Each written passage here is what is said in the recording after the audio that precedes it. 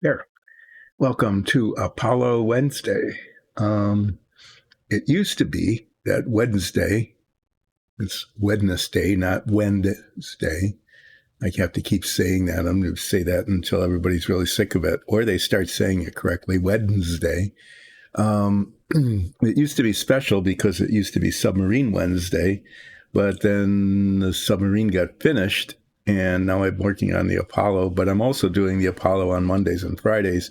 So Wednesday is not really anything special anymore. But it is still that day. And so that's why I put it up on the screen, because it is.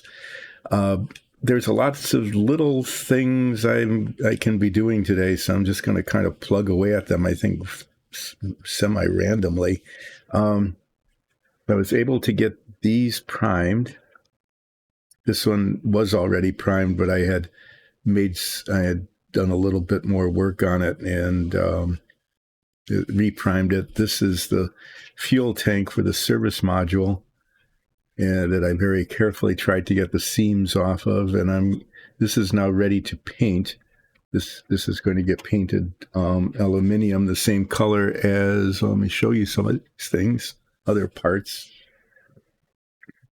It's going to get painted the same color as the tank, the hydrogen tank and the oxygen tanks. I also was able to prime the trellis part of the escape tower, and the sticky tack on the cardboard actually seemed to work pretty well. I'm just going to leave it on here because this needs to be painted the pearlescent white, the same color that the rest of the escape tower is going to be painted. And then these are doors that go on the top of the escape tower. These need to be painted inside and out with the pearlescent white. And in fact, I think I might tomorrow. I'm it's like if that white doesn't work, this is really going to be a problem, because the whole outside of the model is painted that color. So anyway, yeah, eventually it has to happen, and it's white. It'll look okay, right? How could it not? But I think I might start by painting the insides of these doors that white color. Anyway, the only thing that's left on this trellis part, I keep calling it that, I don't know what else to call it, is to paint this whole thing that pearlescent white. That requires, holding it and rotating it because of all the shadows you can get from painting through like that. But that'll get done. These get painted that color, this color. These are going to be, as I said, difficult to attach. This gets to be painted aluminum, so I'm going to try to do that today as one of the things. Nothing in this box gets done today, so I can put this box over there as something that isn't going to happen. The inside of the rocket nozzle needs to be sanded. As you might recall, I filled it in with spackling compound, and now I need to sand it down. And then this will get primed inside and out.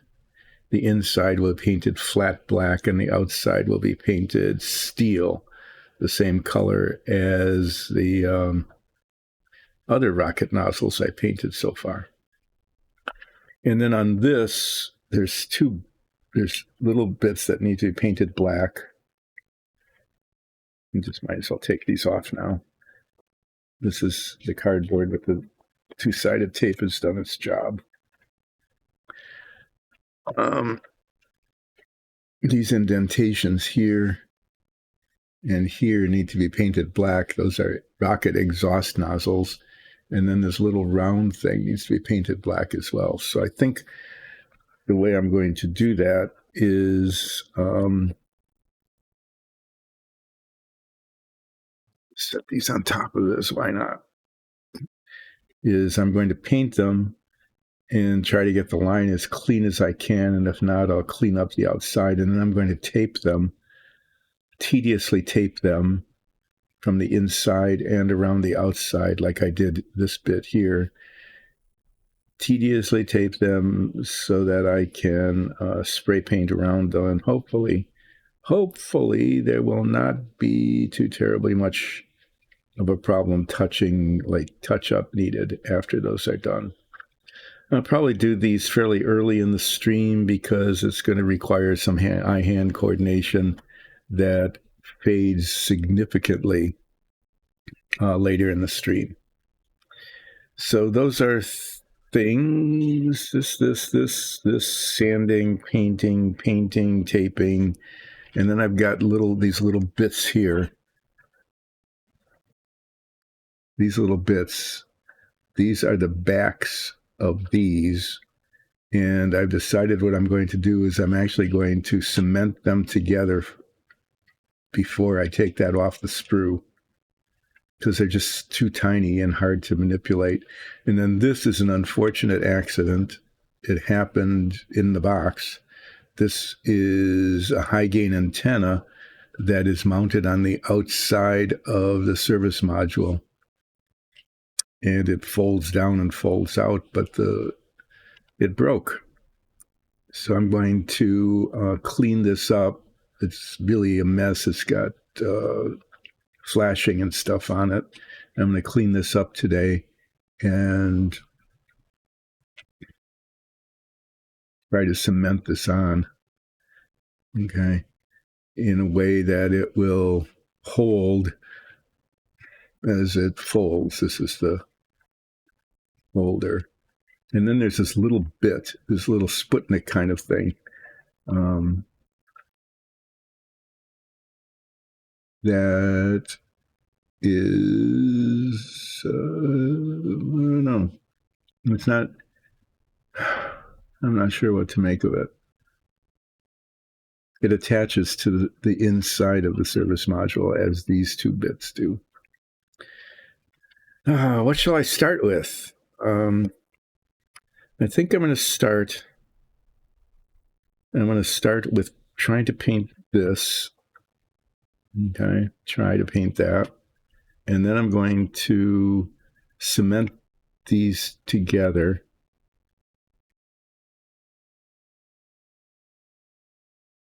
Actually, I'm going to clean this up so I can do the cementing of all three parts at the same time.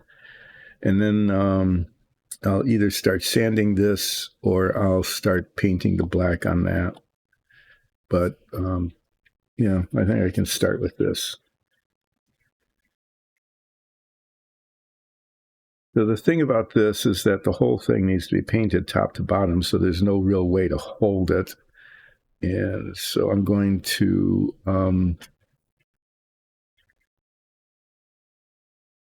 try this. I'm going to wad up a paper towel and put it on a stick, and then put this. I'm just going to try this.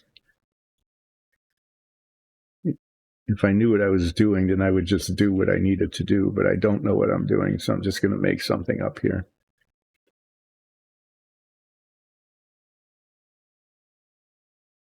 I don't want to put too much internal pressure on it there. That'll work. I just need to be able to turn it, hold it and turn it. Okay.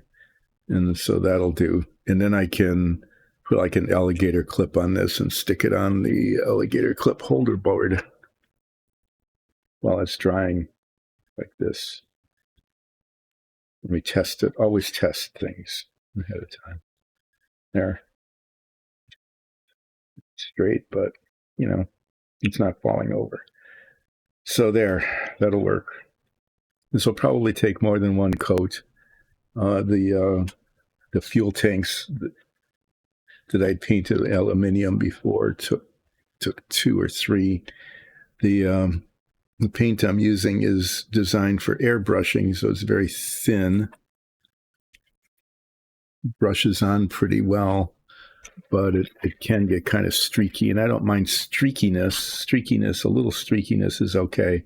But basically, I'm just going to be using this larger brush and going all around the outside of it and making it look aluminium, and then putting a second and maybe a third coat on it. Here, that didn't work. Yeah, that'll be a thing if I brush it and it falls off while the paint is wet. That could be a problem. Okay, well, there's nothing to be done except getting it done. So I'm going to start with some painting of the fuel tank from the inside of the service module. I think I'll just keep this here. Why not? Some place to hold it while I'm doing other things instead of letting it lay around. I'll open up the instructions and show you the things I'm working on in a little while. So yeah, get some. Start off by doing some painting, and then move on to some a little bit of filing and sanding, and then some cementing, and then some more filing and sanding on these little bits.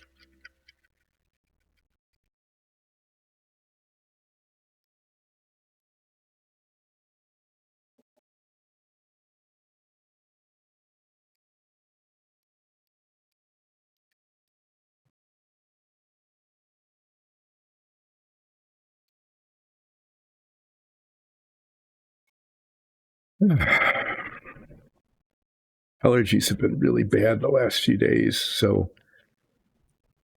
it's just like feeling tired all the time is how it feels. Just I think because of the reduction in oxygen intake from the, anyway.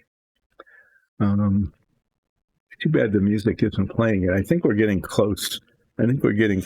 To the being informed that the issue with the Nakarada music has been resolved.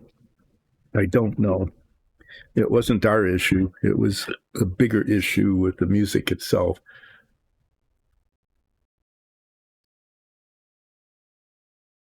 But if the music is playing, then I can just sort of sit in silence and think about, taking a nap. I could do that. Then I could do relaxing napping with Dyson Dungeons.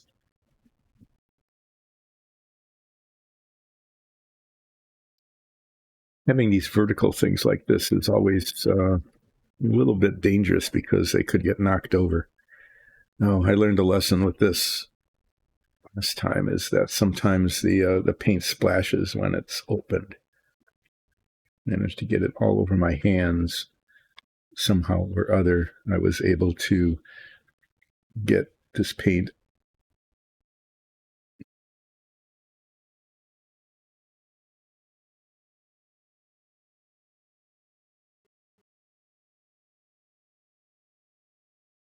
No, that might be enough. I'm not sure. We'll find out.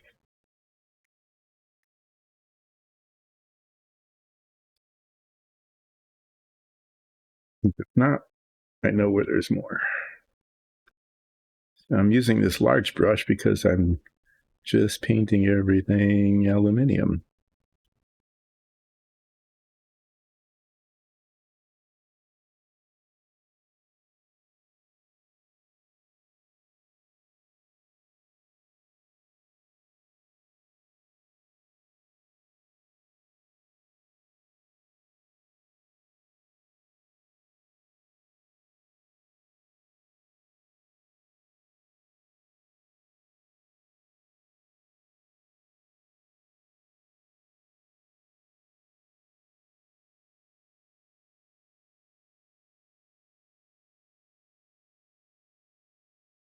It's looking okay.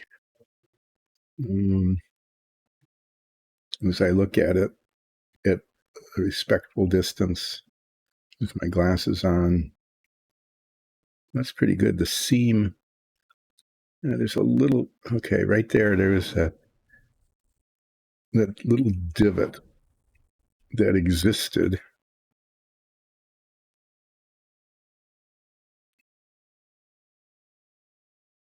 But for the most part, the seam is the seams are pretty well covered. It's just getting a little streaky. I'm hoping that will disappear with a second coat.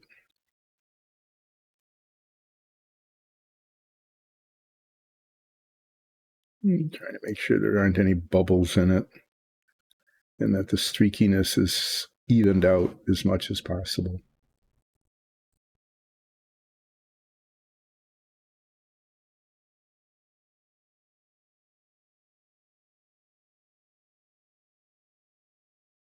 This is one of those things that, as I keep reminding everybody, if I knew what I was doing with an airbrush, it really would be better. But I don't, and so it isn't.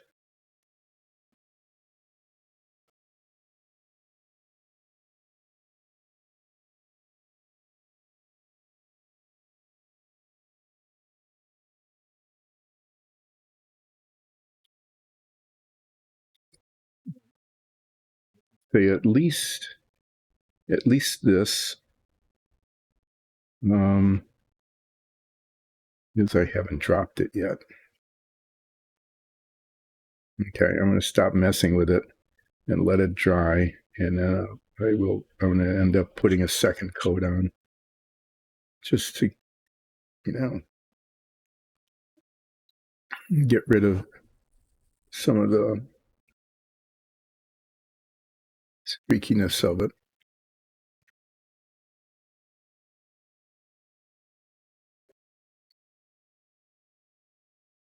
Yeah, that was exciting. I'm going to put this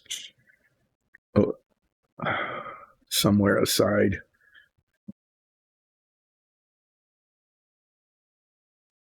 There. That's way off camera, but odds are that it won't fall over or get knocked over there.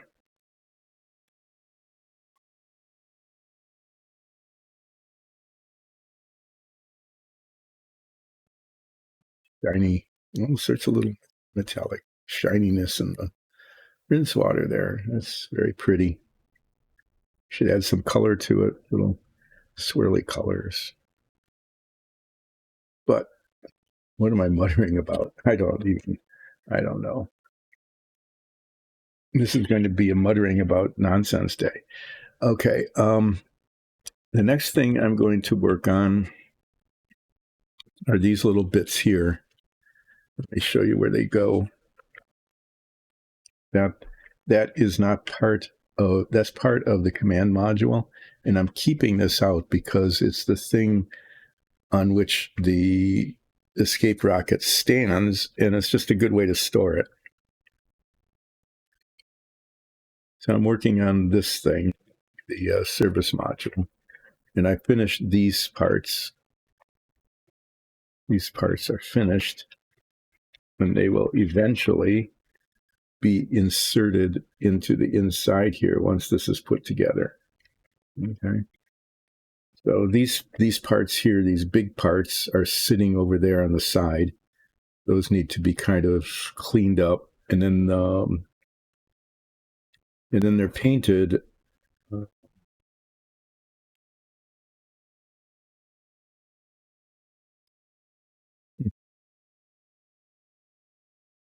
This part back here is painted green, and these are painted gold. This is all painted gold. Yeah, anyway, there's some painting challenges on parts of these. I've got paint on order. Hopefully will be the right color. I've got three different gold choices that I'm going to match up with the gold foil for the lem to see which of them matches the best.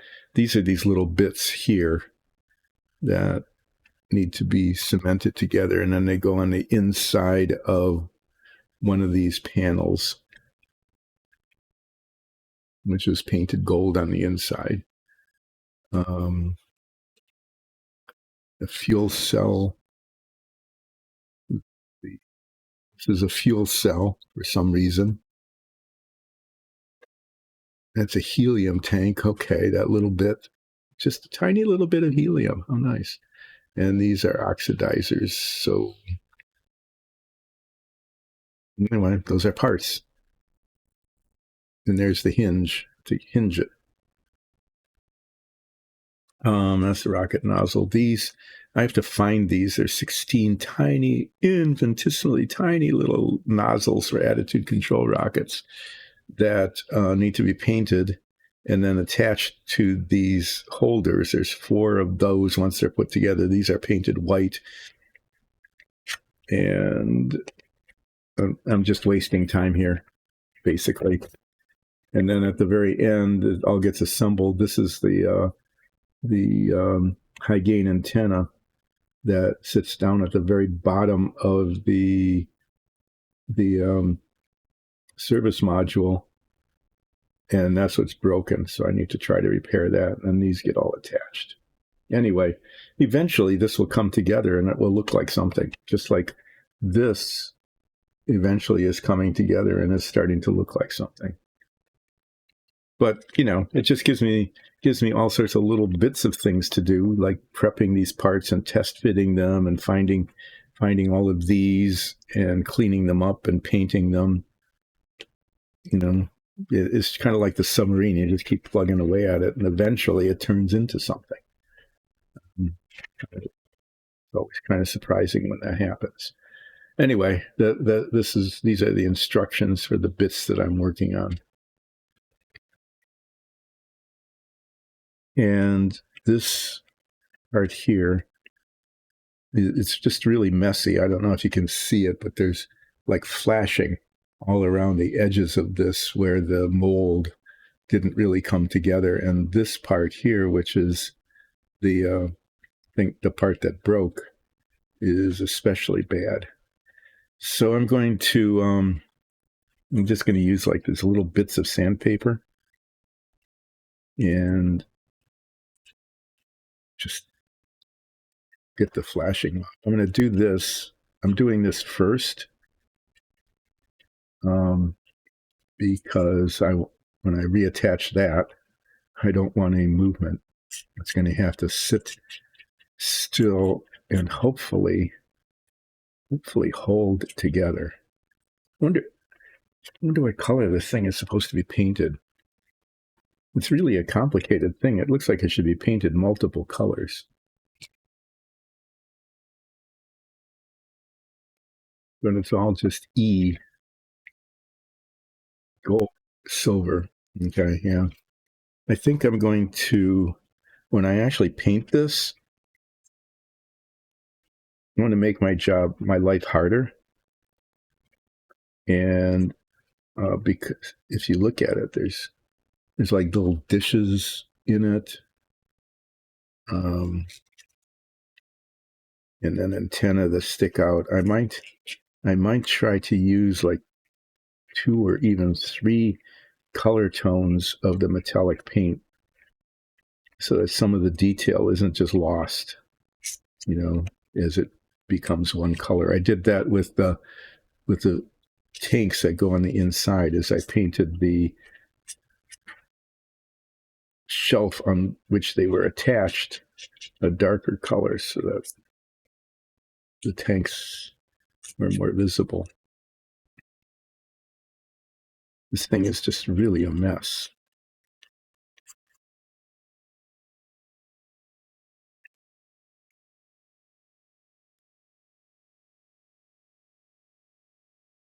I'm wondering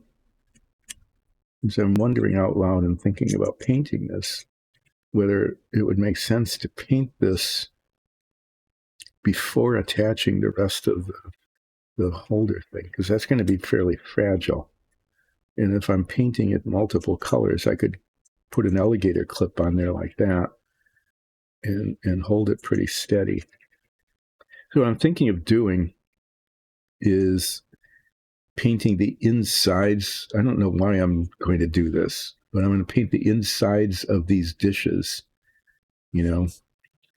where these struts come out to that point, painting the insides of the dishes a darker color so that these stand out a little bit.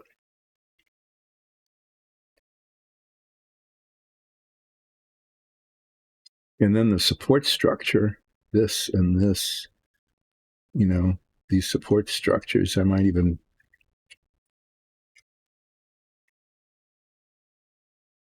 anyway, I could play around with that and paint them different colors, different tones, shades, that's the right word. Of course, this thing needs to be primed before painting, so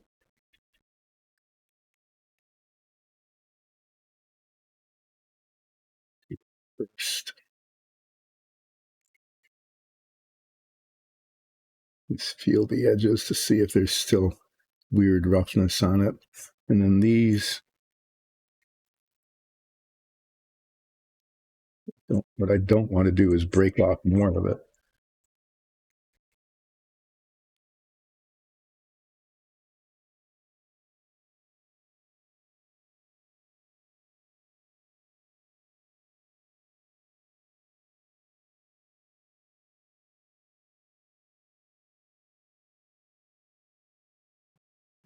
Way inside there.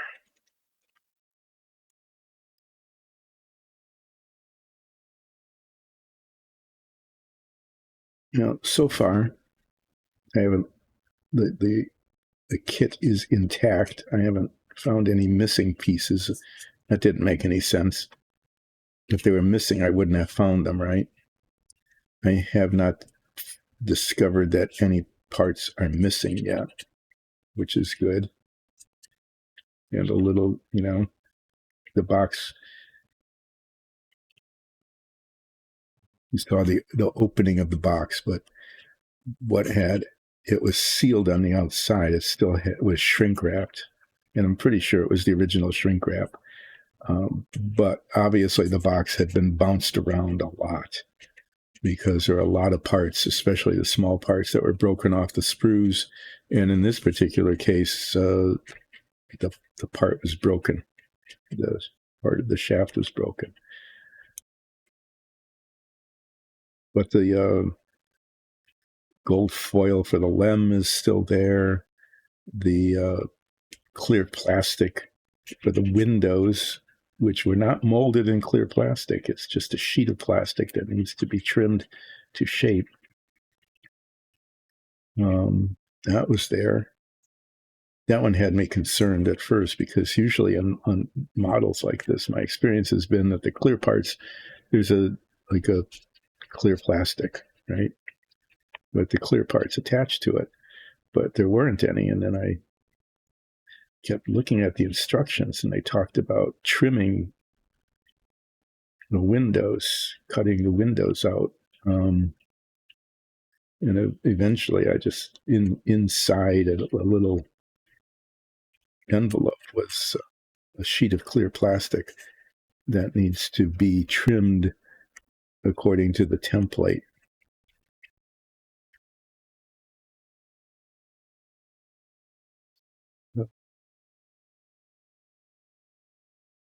Finish this. Yeah, see the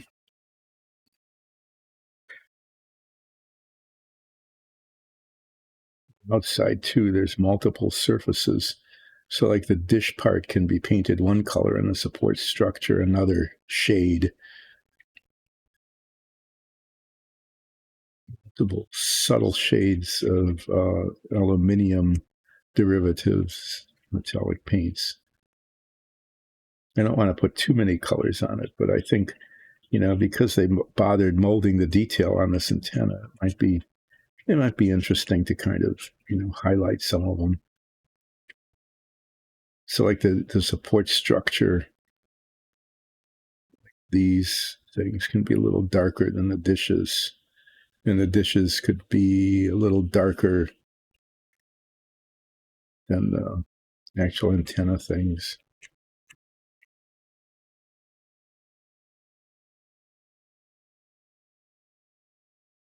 Yeah, I might do like 3 shades of it. I don't know.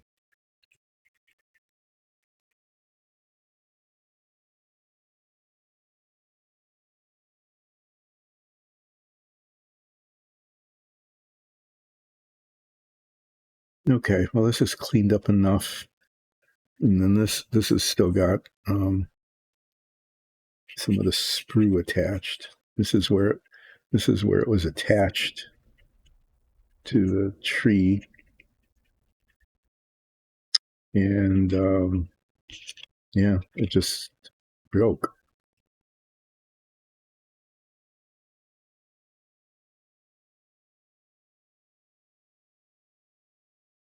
I think I can paint this and then attach this. And I'm just thinking that if I do this now, just the whole process of moving it around to prime it and paint it and everything will just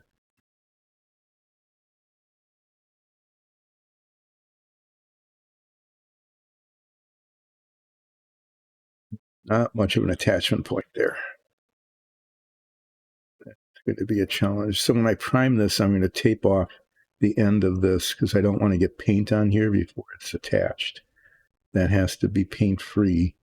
And then there'll be a little bulge there where the cement and then have to be sanded, and then I can just tape this off and do the rest of it. So it's going to be like 4 steps instead of 1.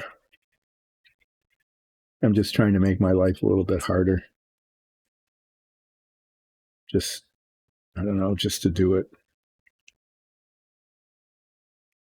Because if I reattach this, I'm really certain that if I reattach this before I start painting it, that I'll break it off at least twice. And each time it breaks off, it gets more and more difficult to repair it. So my plan to cement this on at the same time I cemented these bits together is not going to happen.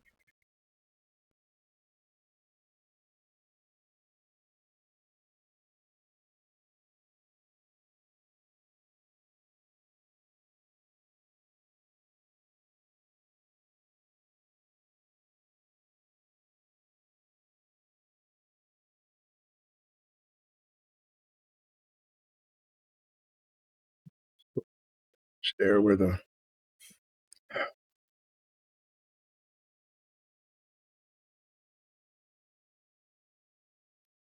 I can't really see it, but I can kind of feel it with my finger.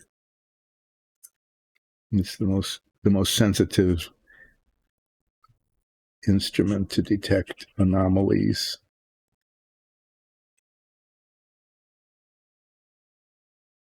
Okay.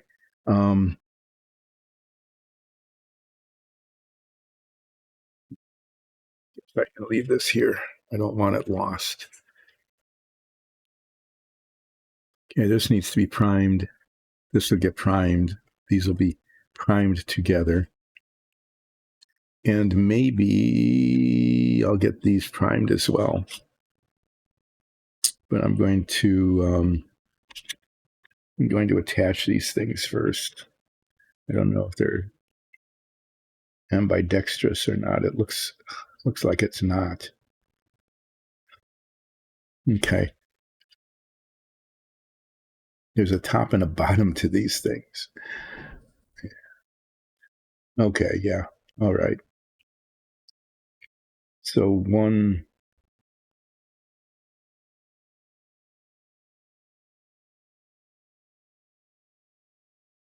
what I'm seeing is that in the back here where it attaches is one pin is larger than the other. Okay. Ugh. Wow. It fits not very well. So there's an up and a down. I'm not sure anybody's going to be able to know which way is supposed to be which. Okay.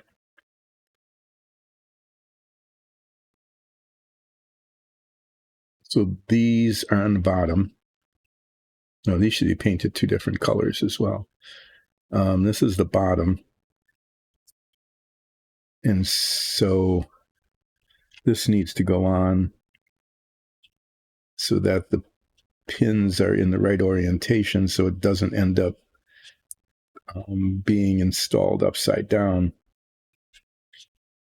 But there isn't any way to tell this way. I mean, which way is the top and which is the bottom. So buttons here.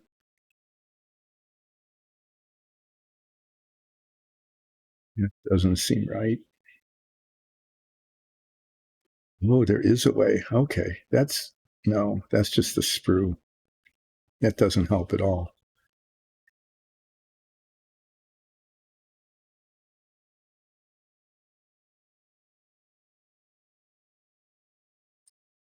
Okay, they did not make this easy. At least this one.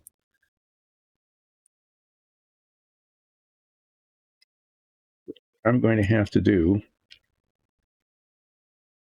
is get the part into which this is attached to see if the big hole is on the top or the big hole is on the bottom. Wow, this is not easy to manipulate.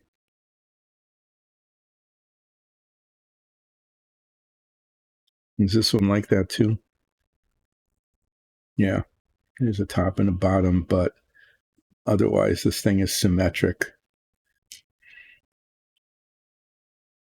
No, this one.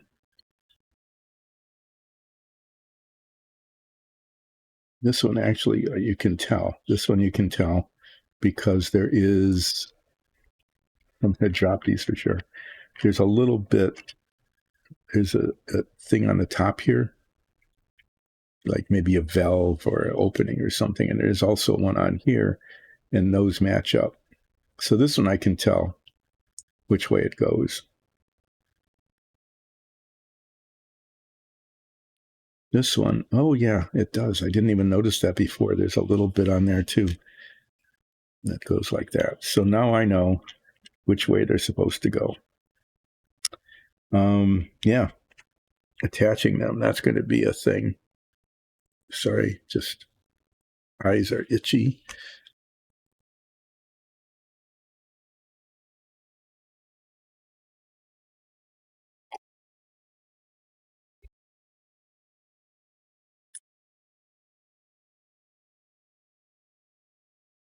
Well, let's see if I can get those things to go together.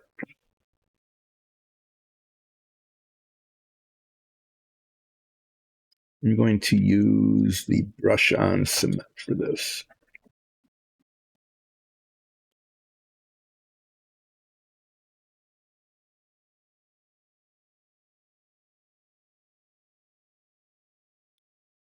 Two. The way this works is it goes on the edges like that. And then the other one,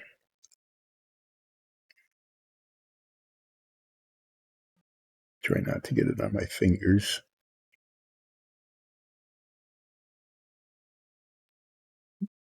Let it set for just a bit. And then it's sort of like a contact cement.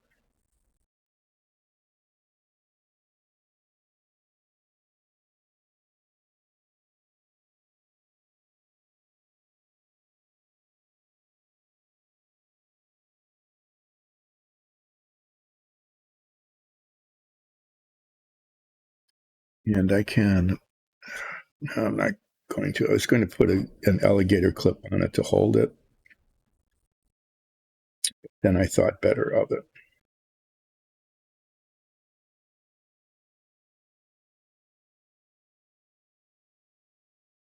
And these will have a seam.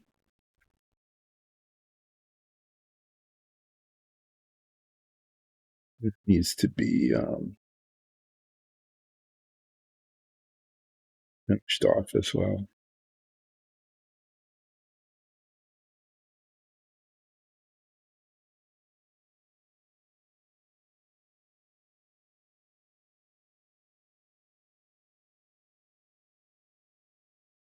Wow. Okay, what happened here, it's an unfortunate thing. I probably should have taken them off and cleaned them up.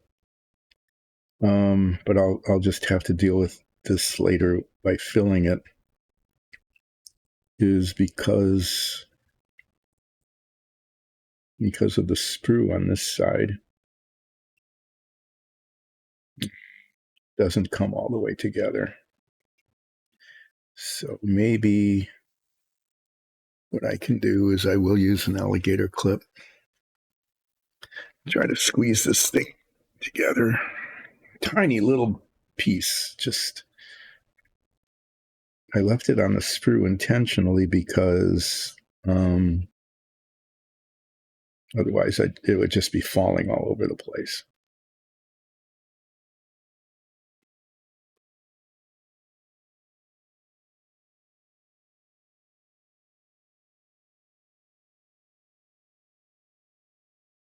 Okay. It's just going to need a lot of cleaning up to make it look good.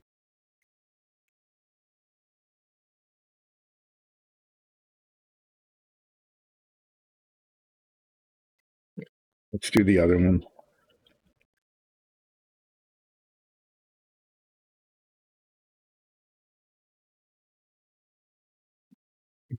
I might have made a tactical error here in not taking it off the sprue.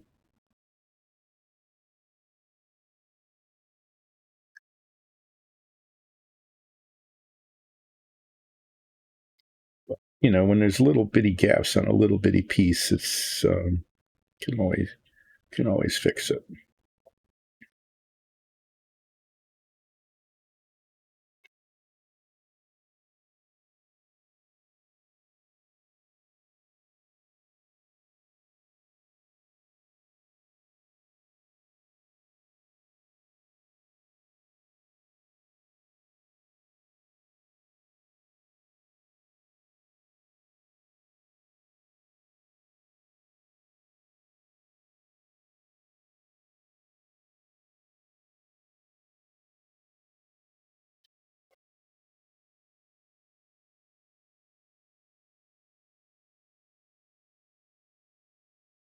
Of course, they don't line up.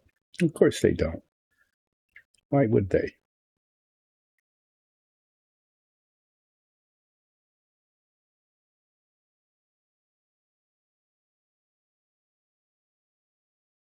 Okay. Well, all I really care about is that the two of them stick to each other. Okay. And then I can always clean it up later.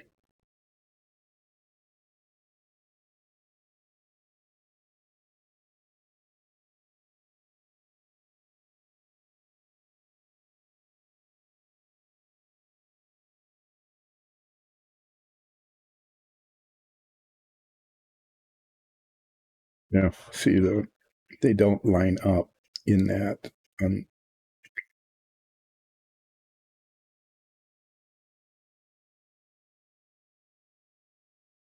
One side is higher than the other. It's off to the side. It's only going to show on one side, but these are going to require way more manipulation than one would reasonably hope for a tiny part like this. Okay. And then I'm going to make my life more difficult again. And when I paint them, I'm going to paint the tank just like the other ones I painted. I'm going to paint the tank aluminum and the holder, the bracket that's holding them. I use dark aluminum. I must have, because it's the one that I've got out here. I said aluminum because they are Viejo. They're made in Europe, and it's aluminum, not aluminum. I don't know why here in the States, I think we're the only place that dropped the extra I in aluminum. Anyway, these will stick to each other. This little thing here is a problem. It attaches from the back, but it's got this ring around it. Oh, it's just flashing. Okay. It looked like a little flying saucer kind of thing. Like it had a ring around it, but where it attaches to the sprue, the ring can't be there. It's kind of cute. I kind of like it, but anyway, we'll see how it is when I start working on it. So later on in the stream, I'm going to take these off and clean them up and attempt, and I'm just going to add it to the pile of these things to be primed for painting, so that I can probably on Friday I can paint them.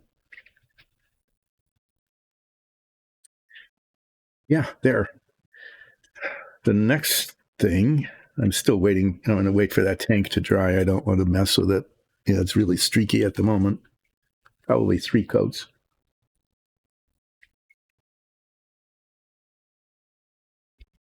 Is I'm going to get the head magnifiers out and the itty bitty brush and take on, it has to be done at some point. I mean, it just has to be done at some point, is to paint these 3 bits black. You know, and it has to happen eventually. Eventually comes around. And then after it dries, I can tape it up and it'll be ready for final coating. Yeah, okay. I'm going to put these on because I am actually going to have to I have to really be able to see what I'm doing so that it looks okay. And this is the color. Okay.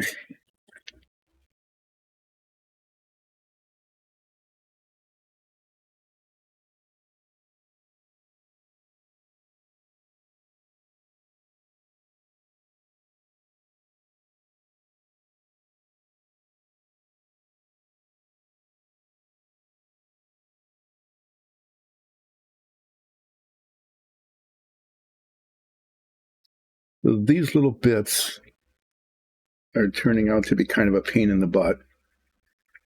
I'm going to take them off, clean them up. They're probably going to need to be filled. If there's gaps in there, I'm going to fill it in first before I do all the sanding.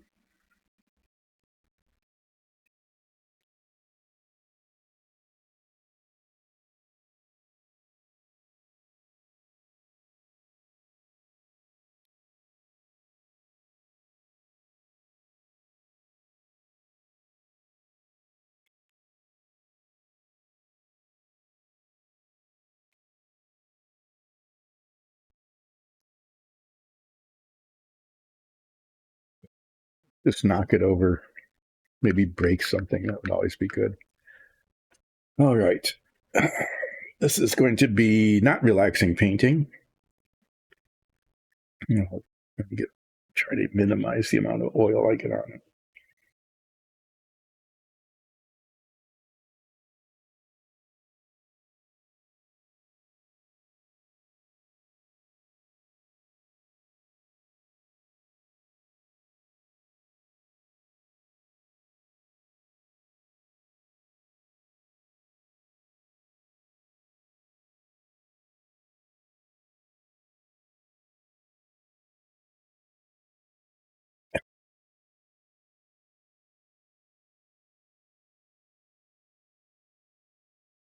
That's my most common mistake, is the brush hitting the work surface on the way to or from.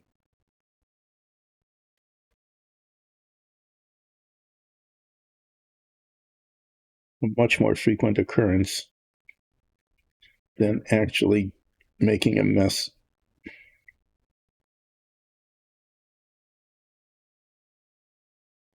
Thing I'm actually painting.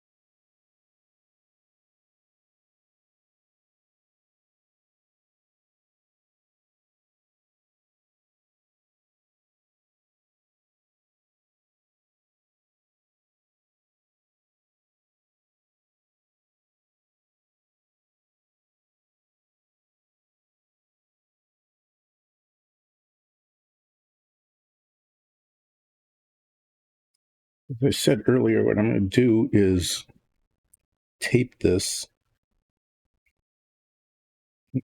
a nice clean edge when it's sprayed.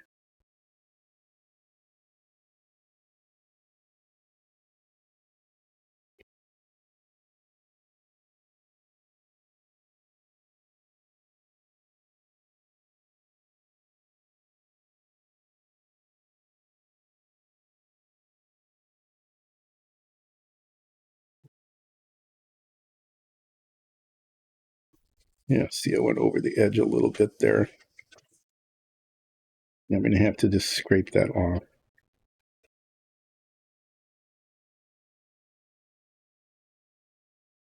It's one of those where it looks good from one direction and then not in the other.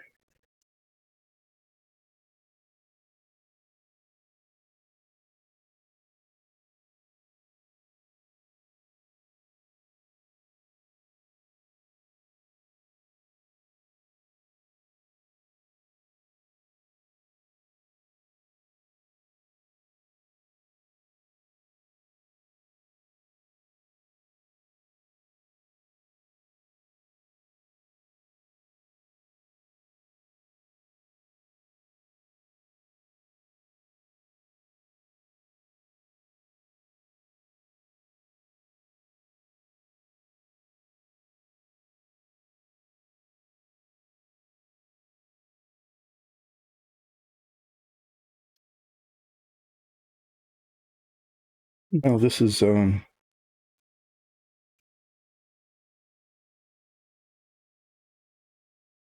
really close, but not quite.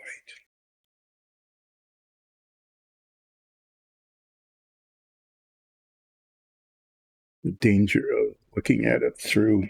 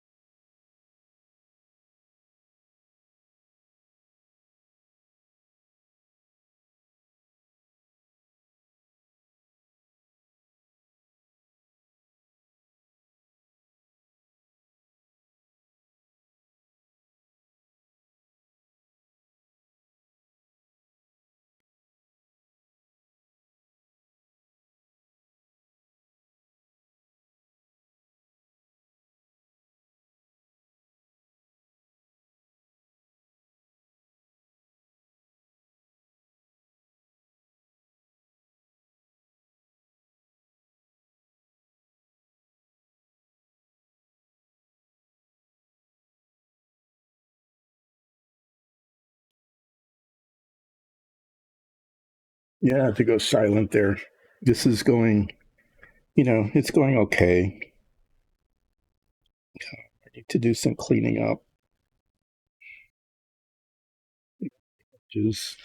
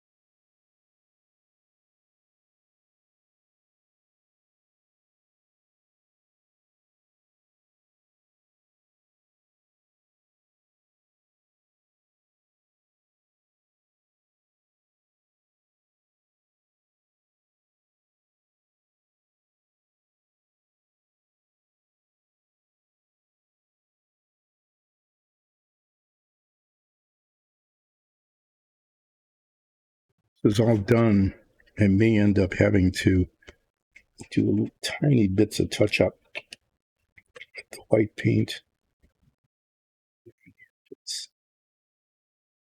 I'm hoping I can do that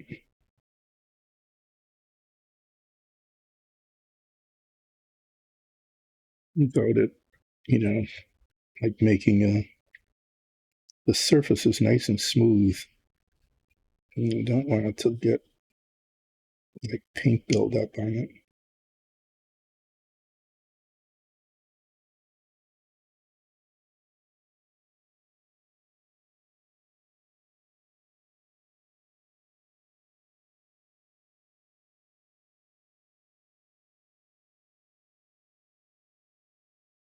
This one came out a little better than the other one.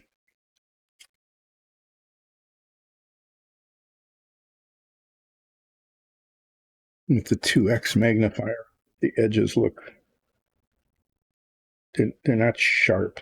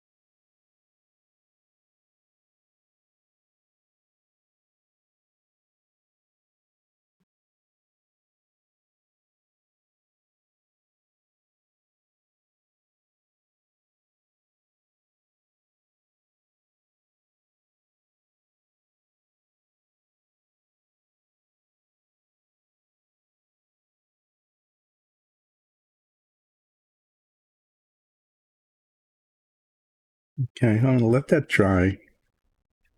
And then I'm going to clean it up a little bit with an X-Acto knife right around the edges. And then tape it. At some point, it'll get taped. I'll just set that over there for now. And it's not perfect, but I don't know. It might end up looking okay eventually. Take these off. And the next step will be to, is that paint dry or not? The way to test it, of course, is to touch it and get a fingerprint all over it. That's the best way, right? No, I'm not going to take a chance. I'm going to wait for a little bit. And do some sanding on this.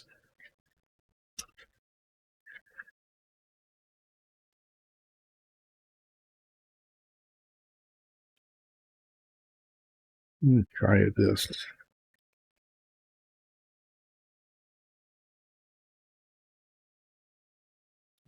Better.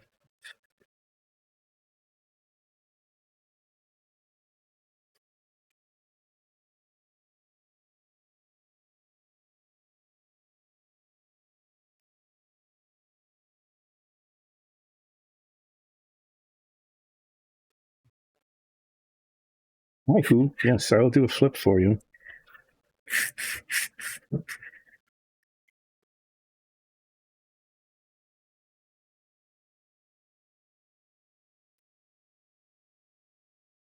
Well, this is turning out to be good thing this stuff is soft and easy to sand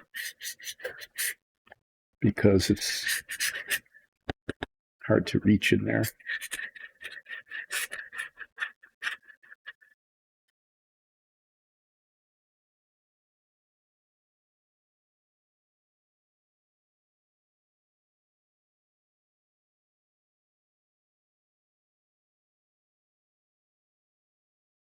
I was being very quiet because I was trying to do some very delicate painting that mostly, but not completely failed.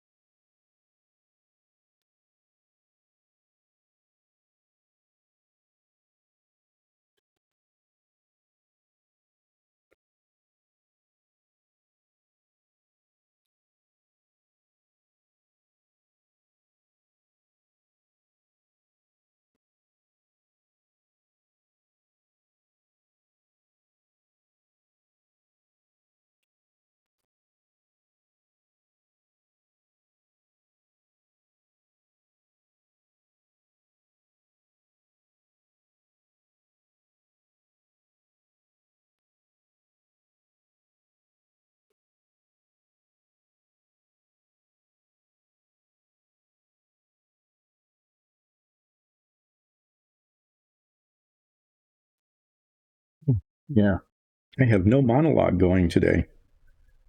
Just what can I say? It's just not happening. So what shall I talk about? We should talk about something because there's no music playing, right? So I don't have that going.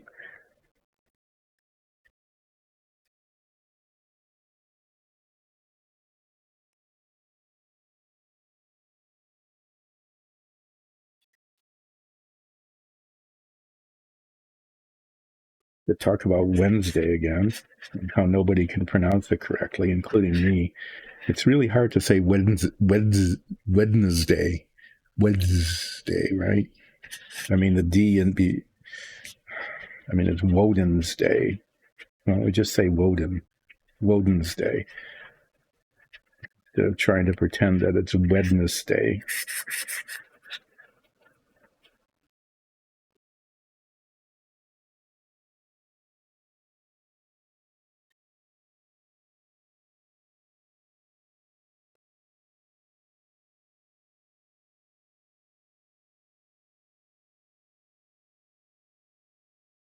I put the spackle in here. It's fairly easy to sand. It's trying to fill in this really big divot in the engine nozzle. It's kind of working, but it's white on white on white, right? So it's really hard to see where it's built up versus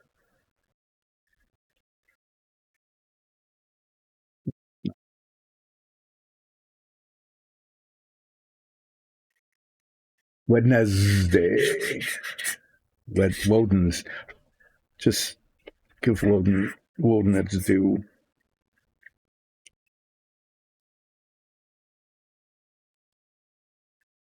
I think there's a buildup down here around the bottom. Yeah, I'm going to finish this side of the nozzle, and then I'll do a flip.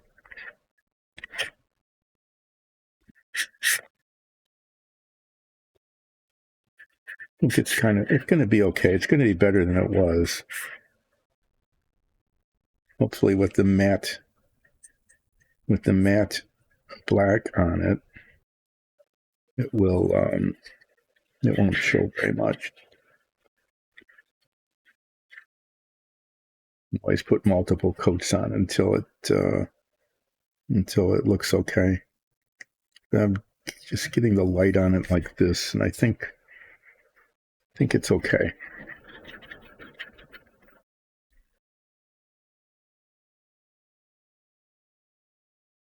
Heat it up later. I can't see my pants, but I just got sanding dust all over my pants. Really made a mess. Flip. Yep. I haven't flipped this bit. I don't know. No, that's the paint one. It's this one. This one that says on it. 2, 3. It's all showing up on the same side. 4, 5-1. Okay. There. Well, that side's sanded, and it should be okay. And I'll do the same thing on the other side here.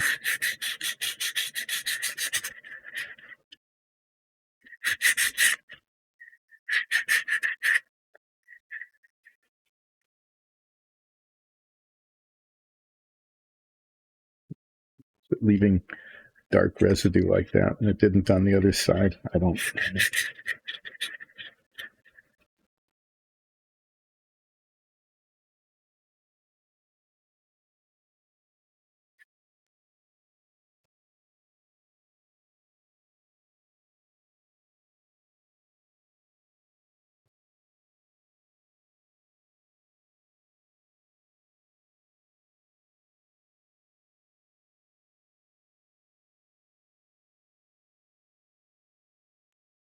Well, in the absence of talking about anything here, I haven't been talking about anything. What can I talk about? Yeah,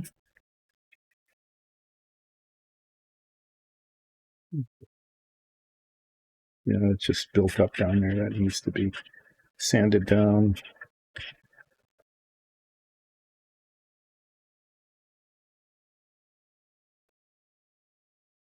And right on the edge of the nozzle here, there's just a real buildup of the spackle. So I'll get that off.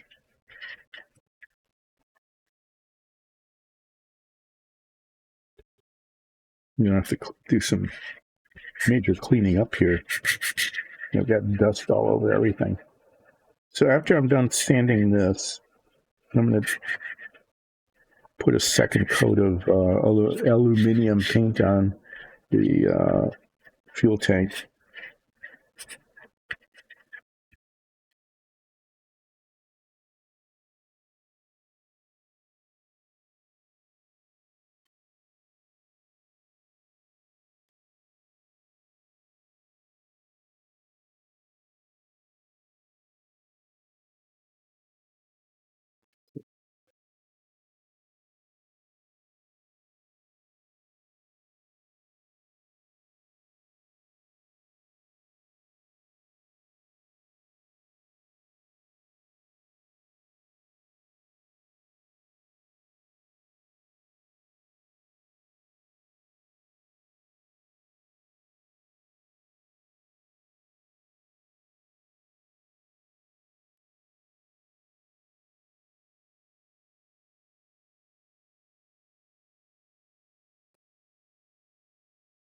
What have I gone like all this time without saying anything?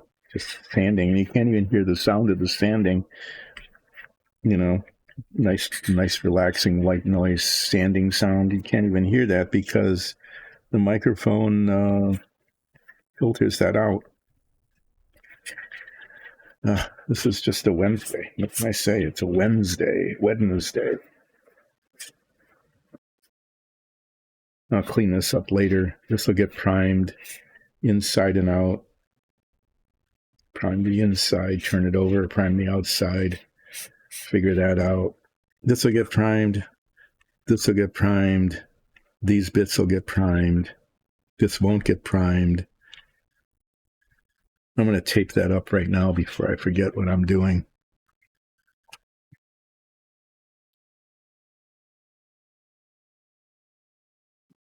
Use this.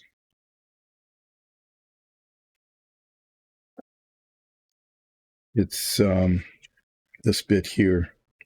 I don't want to get paint on the part that has to be cemented later. Put tape around that. Use the blue tape because, you know, it was, I found it. It was handy.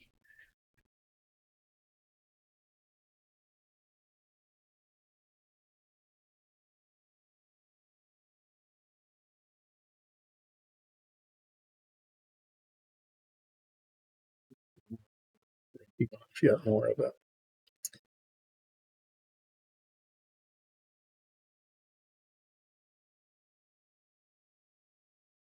Yeah, that was fail. I can't even get tape on today.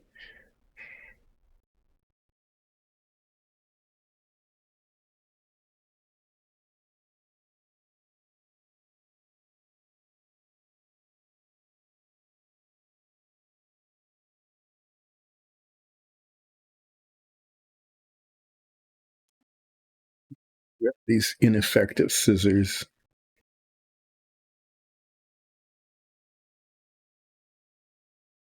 Totally worthless scissors. Yeah. Okay, well, that's better. They have this nice point on them. They should cut right to the point, right? Just like be able to snip. But no, I think because they're old and bent or something. I'm not sure.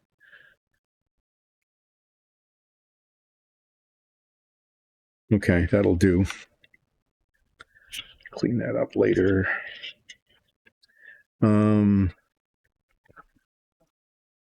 Yeah, dialogue, monologue. Have to have a monologue here. Time for a monologue. Let's talk about why here in the U.S. did we drop the I in aluminium? I mean, a lot more fun to say aluminium than aluminum. Maybe not.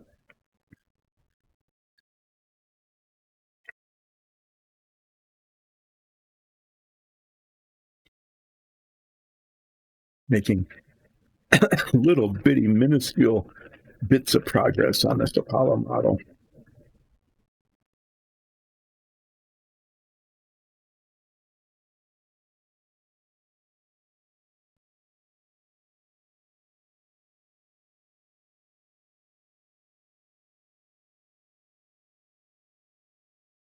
But it is progress. More stuff is done than when I started. Okay, I can definitely point out things that have been done that weren't done before I started on the model. And maybe I'll do that. One of the things is this fuel tank that's inside the service module. Is the two halves are cemented together. I pretty successfully got rid of the seams, except right down here, there's just an obvious flaw. And it's like built in. Kind of there's divots in it right along the seam where the parts didn't come together. So this is going to get 2, maybe 3 coats of aluminum paint. The second coat is going to look better than the first. And hopefully, if I put a third coat on, it will look good. Good enough.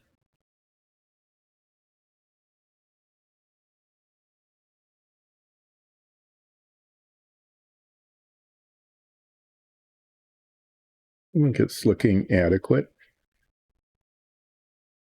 I'm just making sure I get the bubbles out.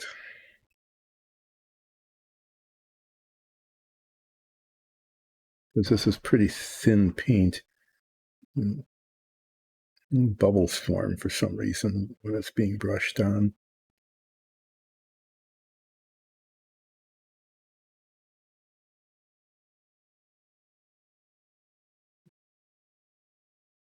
And that flaw, there's less of a flaw with a second coat. I'm going to put a third coat on. Just why not? Because this is fairly easy to do. I'm going to try to do some easy things.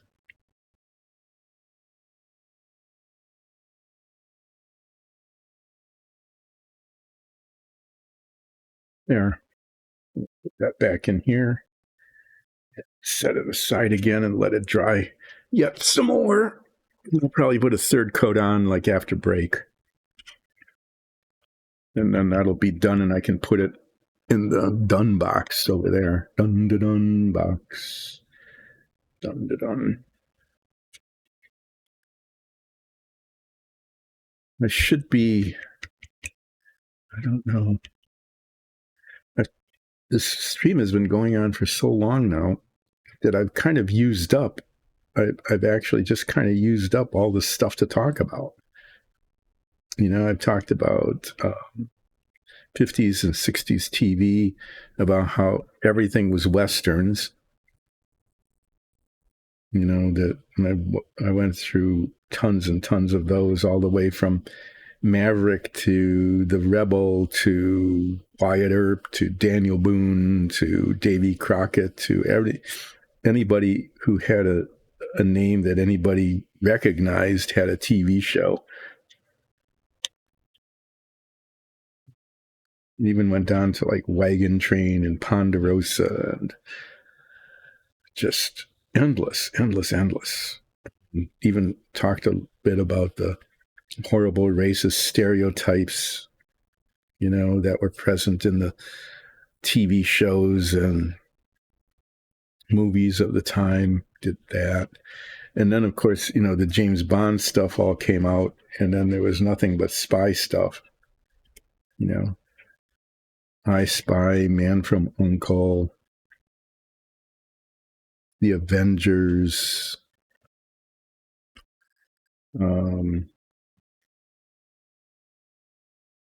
I'm taking these off now so I can work on them. I've got a lot of stuff to prime. This has to be primed. This has to be primed.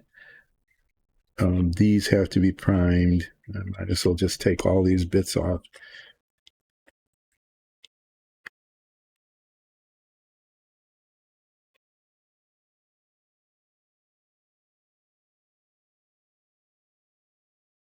This one's going to be, it's going to get lost for sure. There's like a 95% chance that that's going to get lost. I'm going to actually move this tray forward so that I can work over the tray so that when I drop something, it'll fall in the tray and not on the floor. And if it falls on the floor, then there's at least a 50-50 chance that it will disappear into the same place where lost socks go.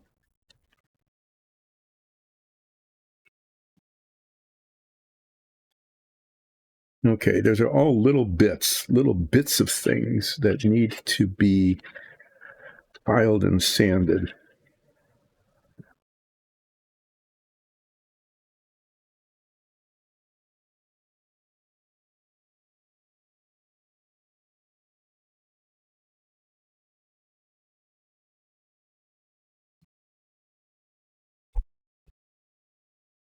Okay, and one of the other things I need to do and get to it today is I need to clean up the edges around here.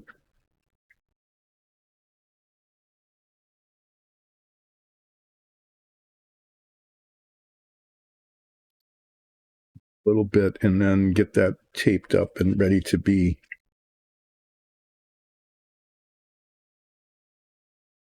spray painted.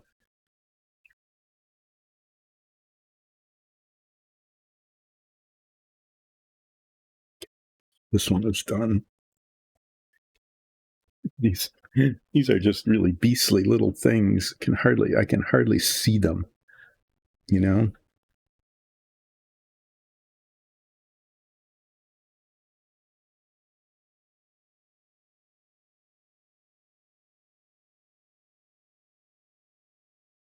And they're kind of like the chairs on the submarine in that the parts just don't fit. Okay. They didn't line up when they got cemented together. The seams show really badly.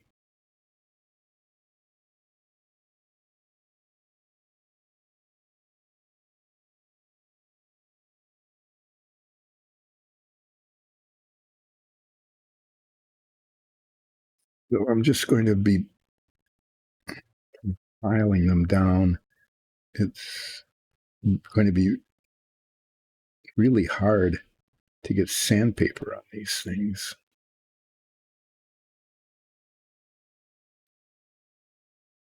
To polish them, so I might have to just live with file marks. I'm not sure. Anyway, yeah. So television, everything was kind of derivative. You'd get kind of a unique show, and then there were 3 channels, right? So after you got your unique show, the other 2 would then imitate it. Sometimes only one of the 2, but sometimes it was all 3 of them would then imitate each other. And then sometimes they would even imitate themselves. It's like Westerns, right? It's one channel would put on a Western, and then the other 2 would do that, and then the first one would have to put more on, so that there was just like this endless parade of them. They're really kind of, I mean, we were growing up, right? We were kids. We didn't know any better. Is that we actually thought that we were learning something about history by watching these Westerns, that's how things actually happened. That the people who were portrayed were like the way they were portrayed, right? I mean, some of them were fictional, like Johnny Yuma, the rebel.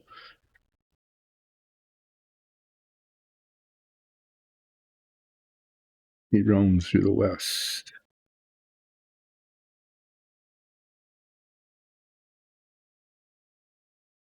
Disaffected Confederate soldier. Back then, it was okay to be you finish the Civil War and you just roam through the West. What else can you do, right? I don't even remember if he had a Southern accent. I don't remember. I just remember the theme song from that show.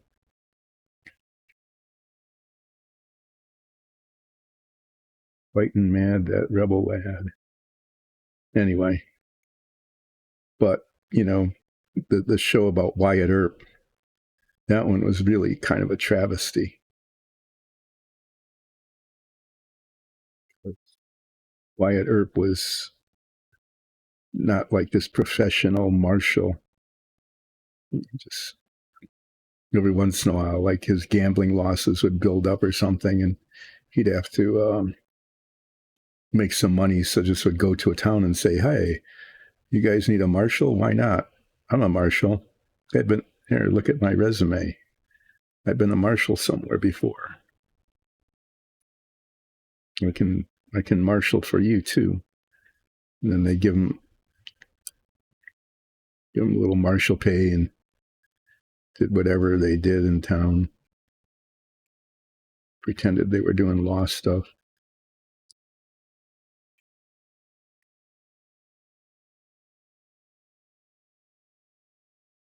And then the whole gunfight at the OK Corral turned into this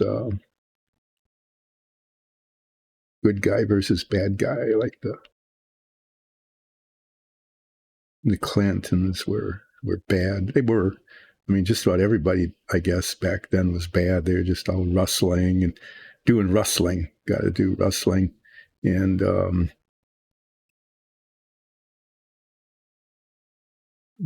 cheating and stealing and all sorts of things that you do when you're stereotypic, trying to make a living off of other people. But yeah, the reality of it all was just way different than was portrayed. But growing up, we thought that we were learning stuff that, especially the movie, about the gunfight at the OK Corral. And it wasn't actually at the OK Corral. It was near the OK Corral. It's in the alley behind the OK Corral.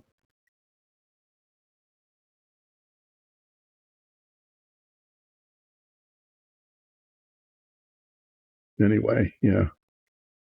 Grew up kind of thinking that we were actually seeing how history was, but that wasn't true.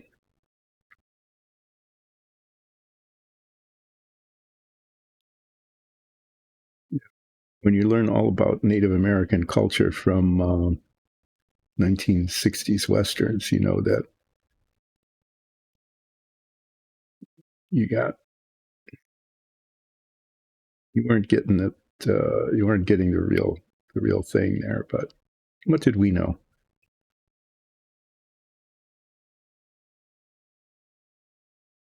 What we knew was that the Native American tribes dressed like plains, like Sioux. They all had, the chief had big battle headdresses that they wore as they circled the wagon train, which was circled. Everything was circled.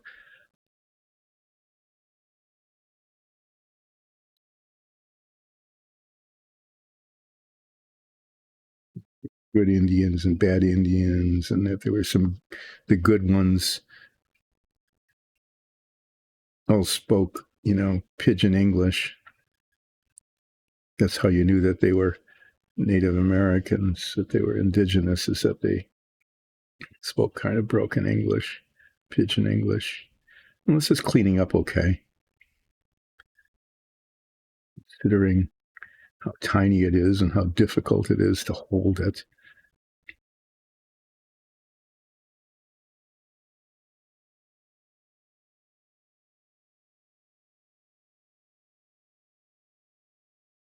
Like I said, it's actually too small really to polish very easily with the sandpaper. So I think I'll just have to live with however the filing turns out.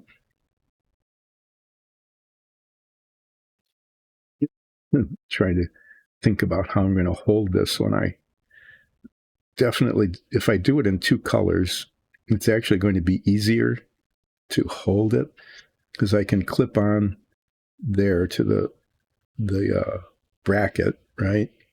And paint the tank.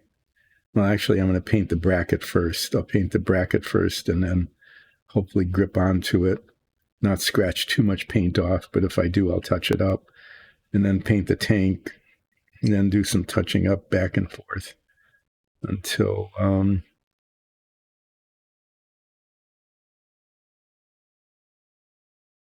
it's done. Yeah.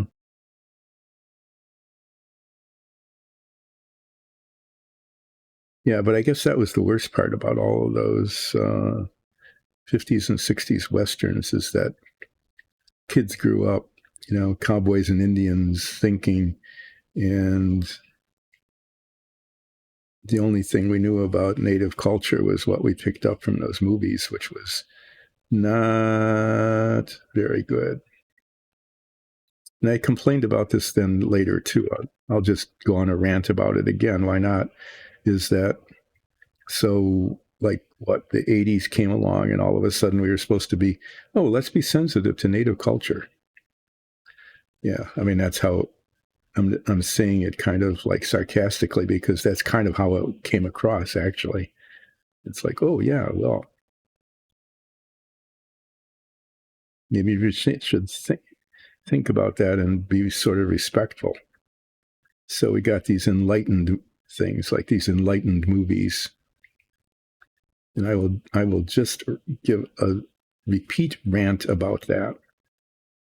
Is so when we decided to do an enlightened movie about native cultures, what did we do?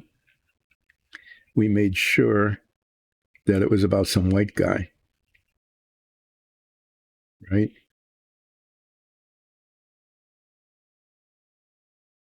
Because, I mean, who would watch a movie that just was about native indigenous cultures? Who would watch that? But no, you'd watch a movie about Kevin Costner or Dustin Hoffman, right? That's why you watched the movie. You didn't,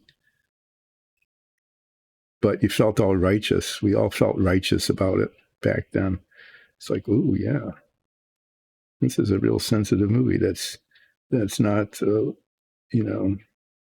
just based upon ridiculous stereotypes or anything like that. This is a movie that is sensitive to the indigenous cultures.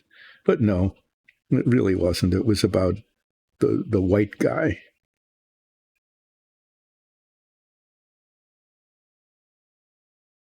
Who danced with wolves or was a little big man, right?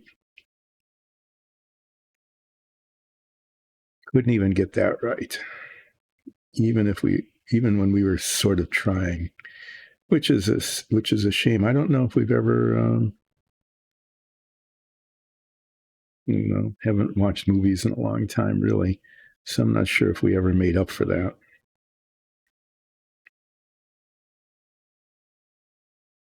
Anyway, that's kind of a repeat of a rant I went on once before.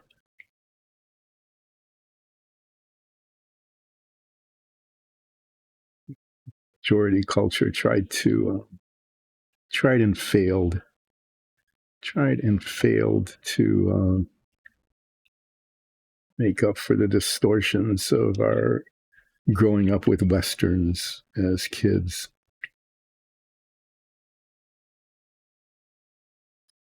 So this is just these tiny little tanks that will go on the side of one of the panels on the inside of the service module. Just were made in two parts and cemented together, and the seams are really bad and they don't match up. And so, yeah, I'm doing my best to clean them up here without leaving too many marks on it. I'll probably get a little piece of polishing sandpaper out anyway and make some effort, at least a little effort, to get rid of any file marks that are ending up showing on this.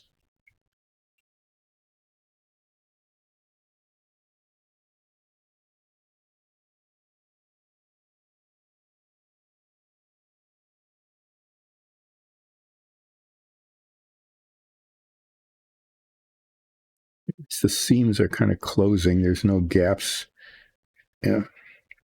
After they get filed like this, there aren't any real gaps that are showing.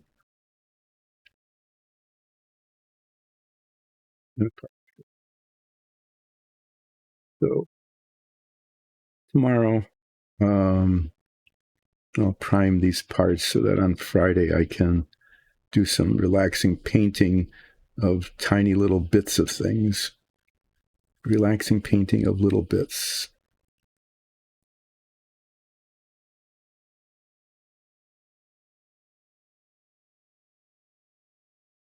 I think, yeah. So, I mean, the submarine gave me lots of practice of working with little bits of plastic like this.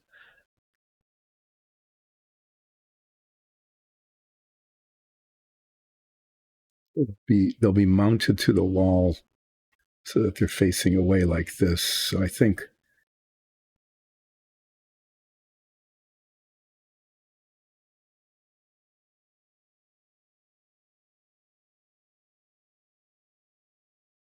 Yeah, and you'll look at them from the side and they'll look okay. So let me get this out. It's just a little bit of polishing. It's not the polishing paper. This is the polishing paper. And just sort of run it around the outside of the tank here, just to try to get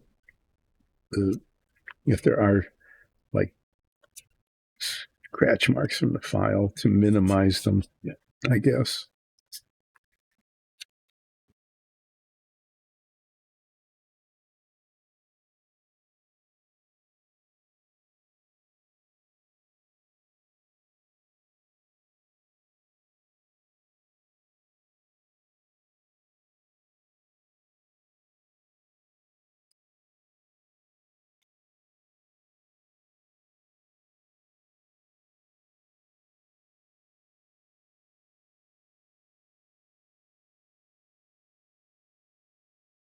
These things actually have names in the instruction sheets. They say what they are. But they're hydrogen and oxidizers. I'm not sure. I mean, the bigger tanks that I worked on before, I think were for the fuel cells. I'm not sure. Maybe these are for the fuel cells. I don't know. I'm a little bit confused about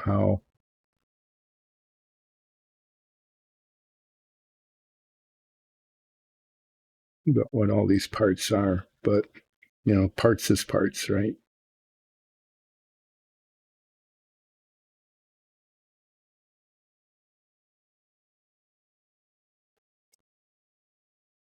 I'm intentionally doing all of this without my head magnifiers.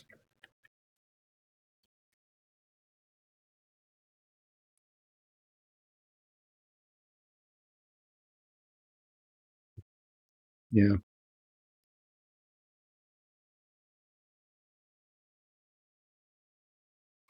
Guess that'll be okay. So those are looking okay. This thing, oh my. Okay, so there's a sprue there.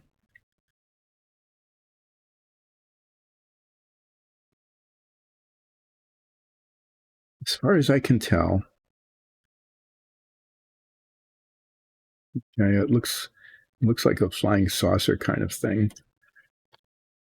Is I can't tell whether that little ridge around the middle is just an accidental piece of flashing or whether it's actually intentional. I really can't tell from the way this thing is put together.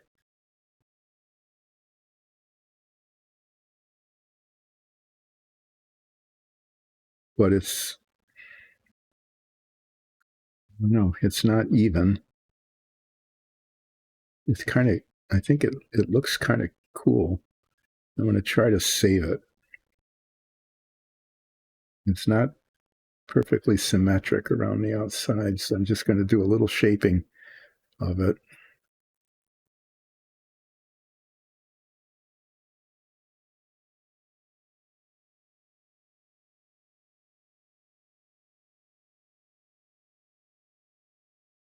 Look at the picture and see.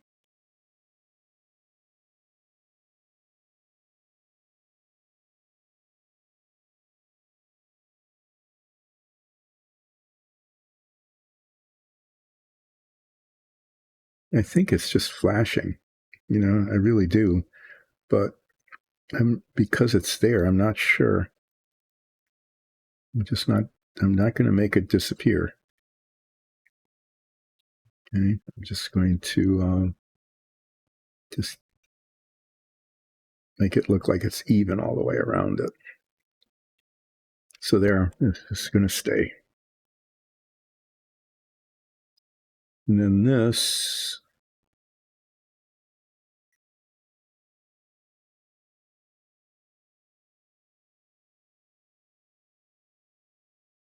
see how that attaches. This attaches to the outside of the service module and holds there must be like a ridge or something on the service module to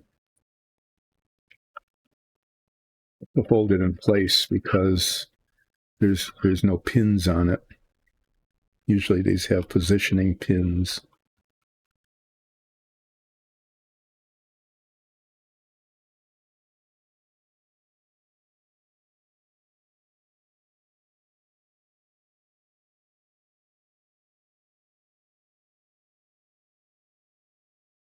So let's see, on Monday I was talking about how we did these amazing technological things, feats of engineering and in the whole aerospace sphere. Okay, I mean, we did X-15 rocket plane. We did the SR-71, which is still like one of the most amazing things ever done.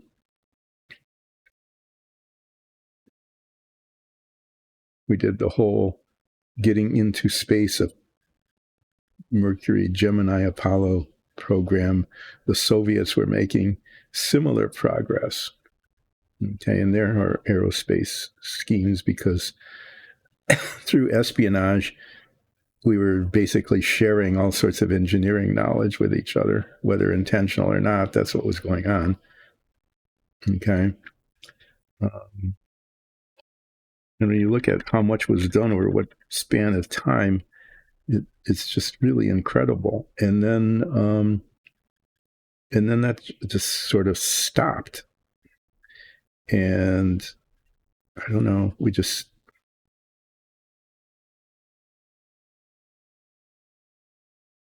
we wasted a huge amount of resources on the space shuttle,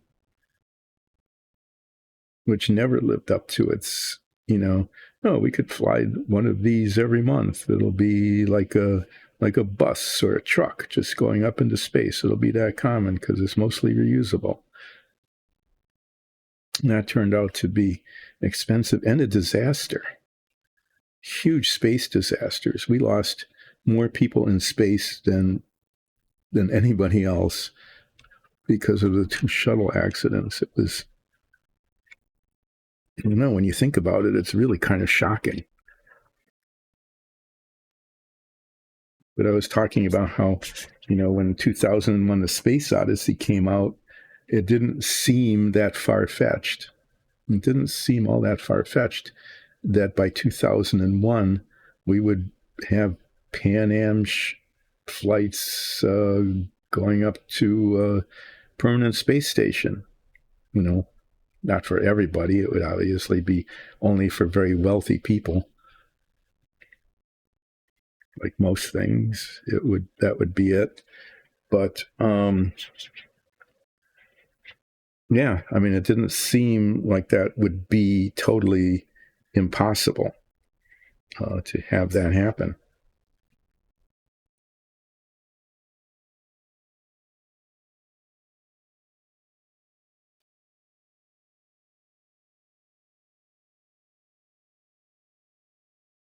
Then, then it all stopped, and we decided to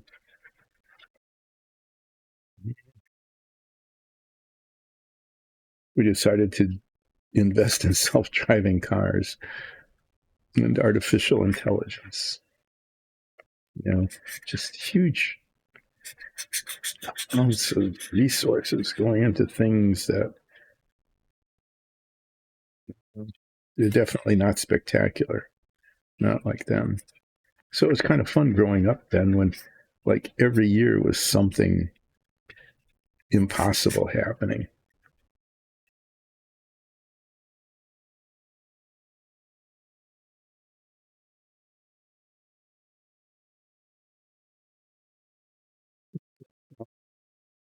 How the inside of this is going to actually end up looking once it's painted, whether that seam is going to show in any significant way or not. It'll probably be sort of a difference in texture, maybe, But at least it's not like a V. It's not like a V-shaped thing, which it was before. It got filled in. It'll still be an indentation, but it's not a valley. Okay, so these things are pretty much ready for priming. And then, assuming I get them primed, then I'll be doing some painting on, not this, this is going to be painted white eventually. But they can get primed and then can paint them on Friday. I'm going to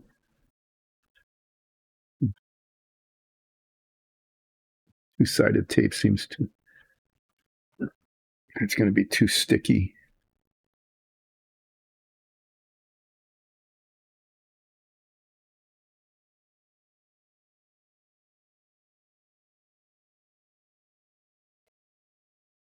No, I'll play with that later. I'm just going to use masking tape to hold these on because otherwise the force of the primer spray blows them away and then I'd miss the point of having these parts if I lose the parts, right? Yeah. I need to find a little container. I'll be right back.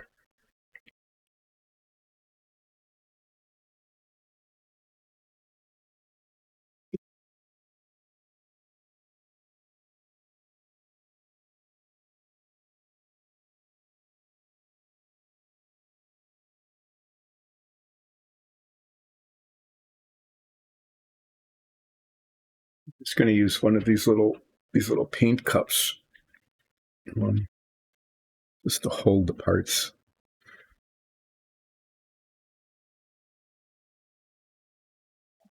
Okay, well, that's good. It's almost time for a break, and I actually do need a break. And when I get back, I'm going to clean up the edges here.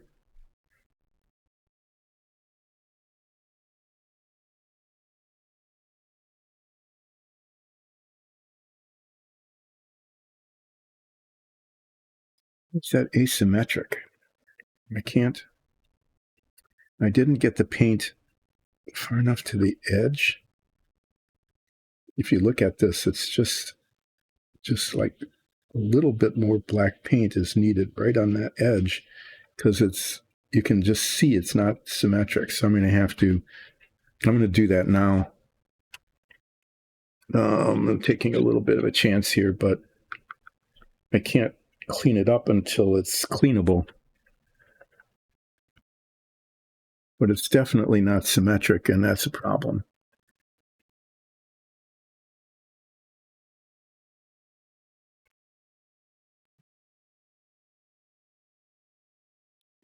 They're always going to turn out eventually. It might be one of those things that requires more work than.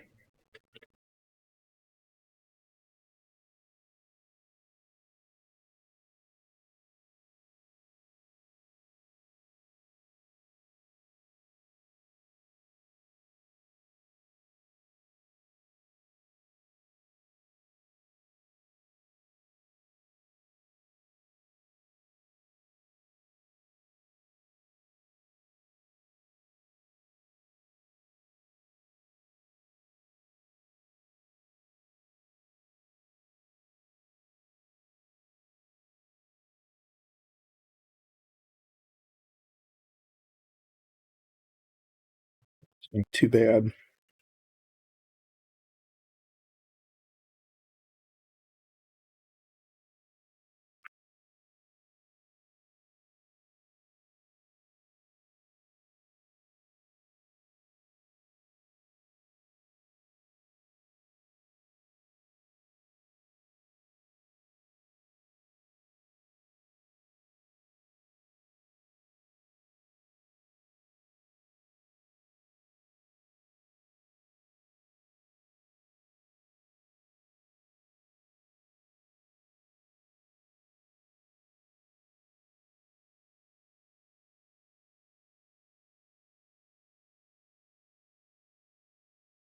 Mm.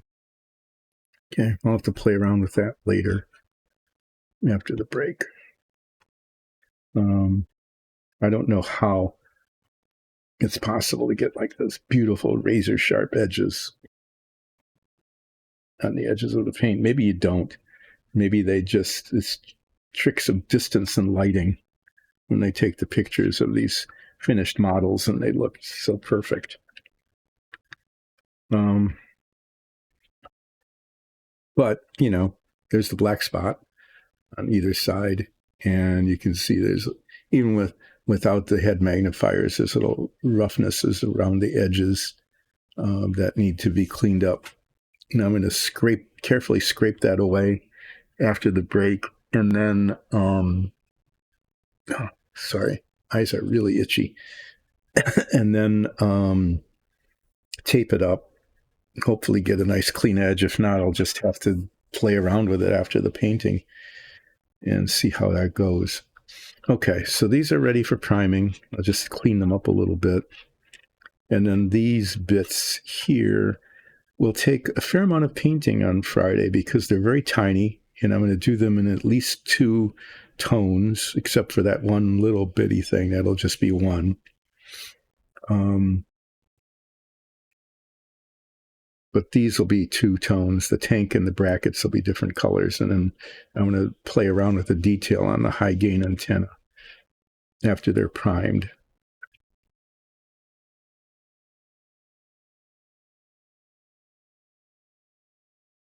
And I might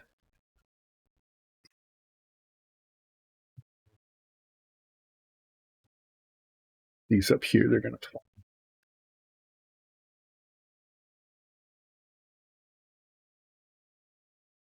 So after this is taped, then I need to spray that and this and the doors with the white finish coat. And then I can, on the bottom of this, these rocket nozzles get put in, and then that's assembled on the top of this. And then these doors go on as the very last bit. It's the very last thing. But there'll be, I don't know, we'll see what kind of touching up I need to do on this when it comes time to do touching up.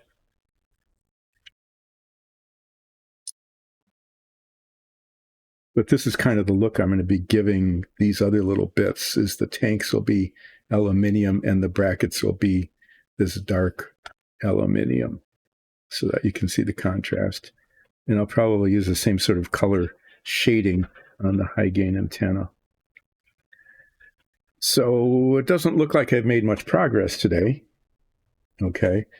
I've got little bits of plastic here that weren't there before. Yay. I've got the inside of the rocket nozzle sanded so that this can be primed, and this can all be painted on Friday as well. Be a lot of painting on Friday. And then I did a mediocre job of getting the black bits painted on this, and I'm going to try to tape them up, and then we'll just see how it happens after I get the pearlescent white on it. When I get brave enough to do that, like maybe over the weekend. Yeah, break time. I'm going to be back in about 30 minutes. Put a 3rd coat on the fuel tank. I might as well put this here. It's still a little streaky. I'll put a 3rd coat on that. I'll just keep painting aluminum on it until it looks good.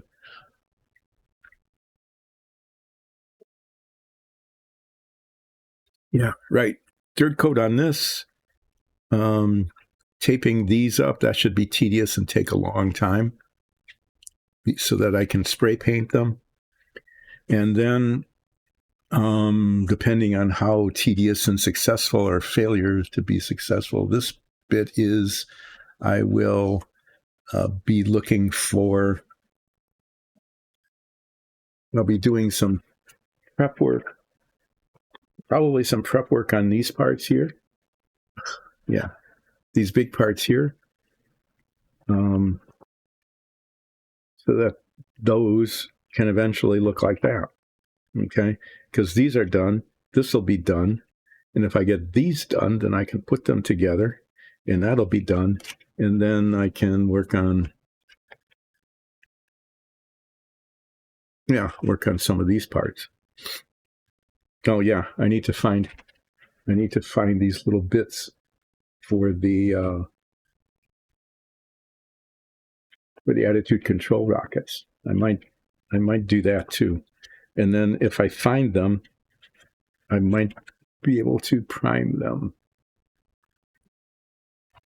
Well, even if it doesn't look like it, progress is being made.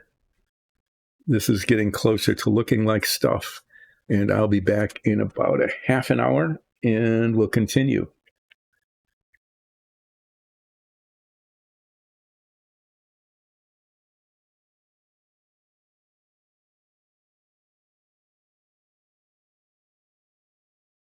Back from break.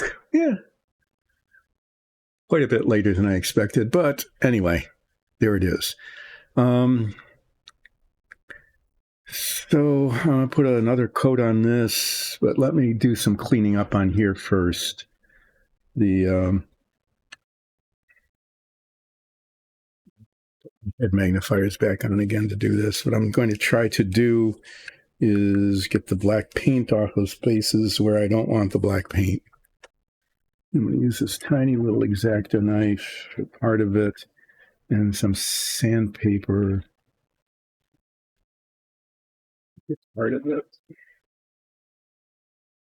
Now, I know I primed this before, but I'm not sure. I don't know how well that white paint is going to cover.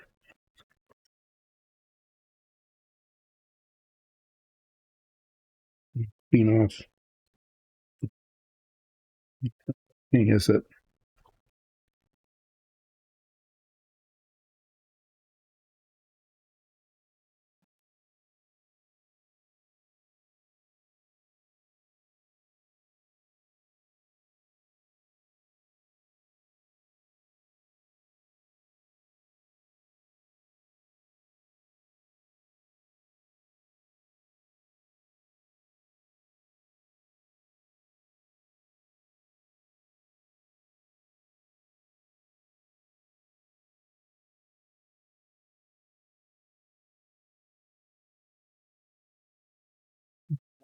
Is a little piece of this. I think this will work. As I'm looking at this with my head magnifier, I noticed that there was like a piece of lint or something that got into the primer on the side here.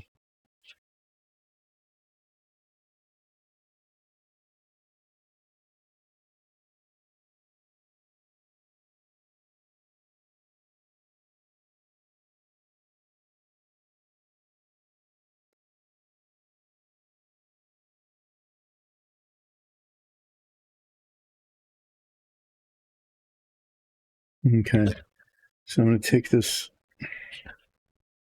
unpainted X-Acto, and I'm going to basically try to scrape off the black paint around the edges where I don't want black paint.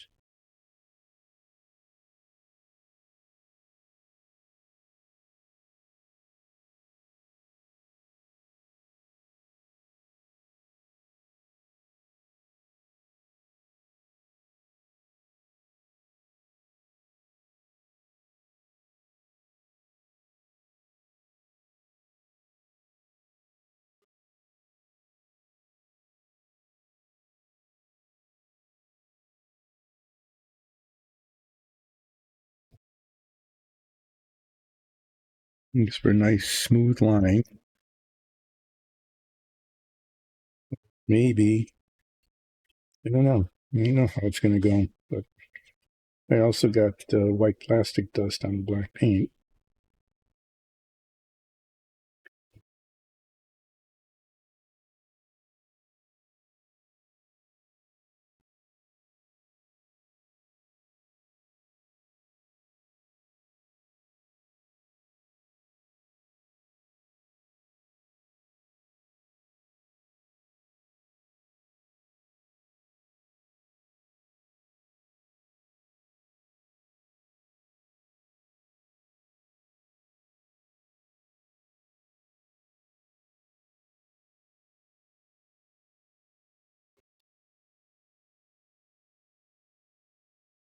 It's got metallic paint in it. That was not a smooth move. I should get some clean water. It was a not smooth move.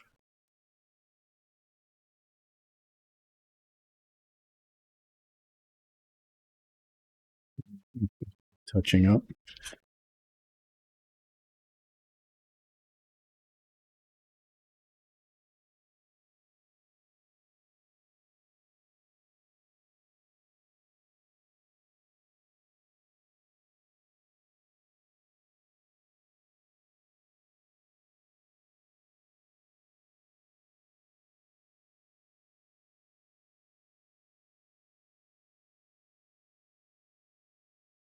Given how this is working,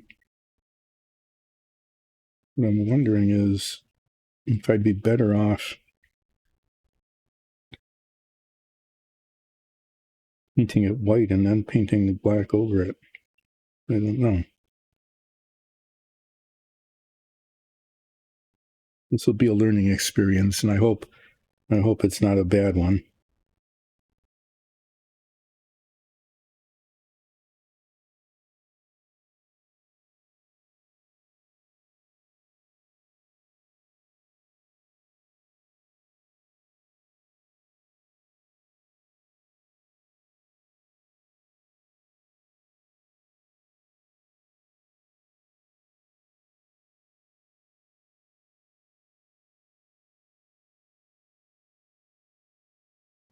Anyway, what I need to do, and I apologize for not having done it before, is, well, I need to get some clean water, but there's no sense doing that until I put the next coat of aluminum paint on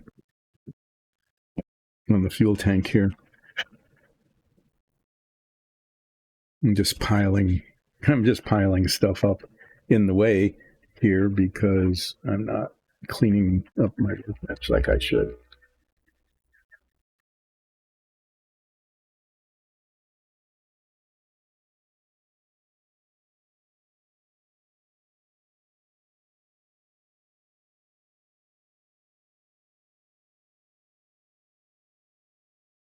Anyway, yeah, what I'm doing here is trying to paint this fuel tank so that it doesn't look streaky, and it still does even after 2 coats of this paint. So who knows? I'll just keep putting paint on it until it looks good. Right? That seems to be one approach to this.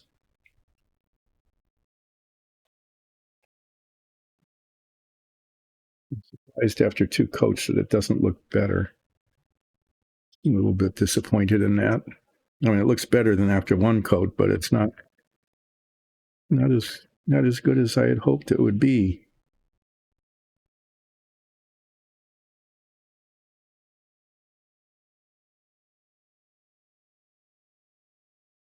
Looks like a good thing at the moment that as I put this on, that I can't really see where it's going. It means that the coverage is better.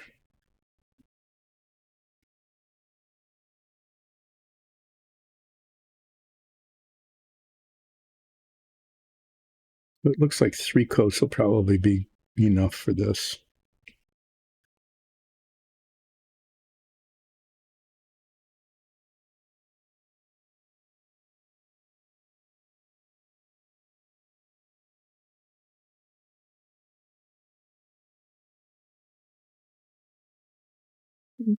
I have to say, it's looking pretty decent at the moment.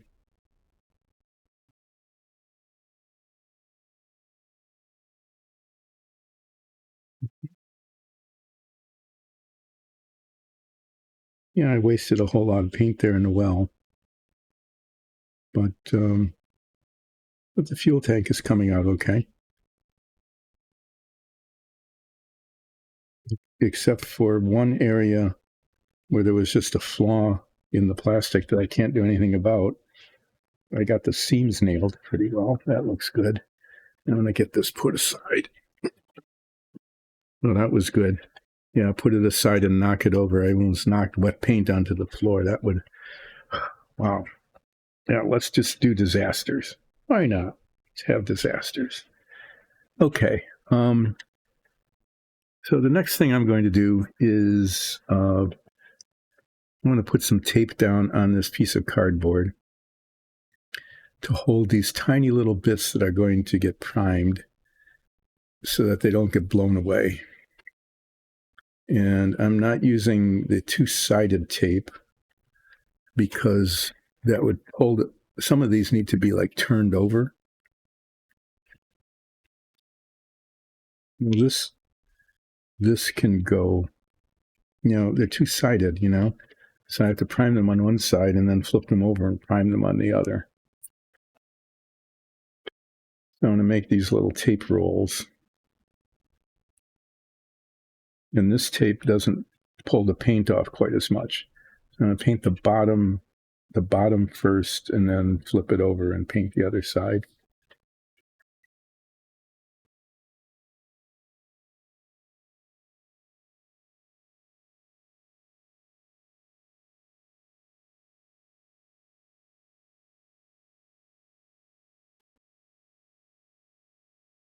So this is something I can do without making too much of a mess of it. This is the bottom, so I'll stick it on like this.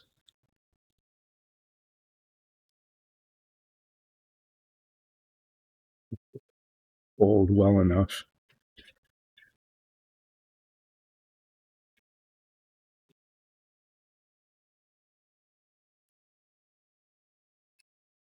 Let's see. I talked about Westerns. I talked about complaining about the presentation of Native Americans in old Western TVs and movies. What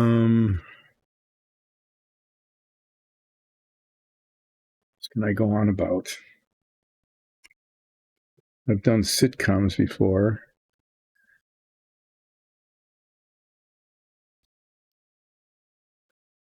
Well, I guess it doesn't much matter which side is done first. We'll do this side first because this side isn't going to stick as well. There's less surface area. In fact, it's refusing to stick at all. There's not much. Let's do another one. I can always get more tape, right? Despite my upbringing, when I felt like if I used something up, I'd never have it again, I have discovered that, in fact, it is possible that if I use up some tape, like this roll of tape, that I can get more tape. It's a big, insightful kind of thing.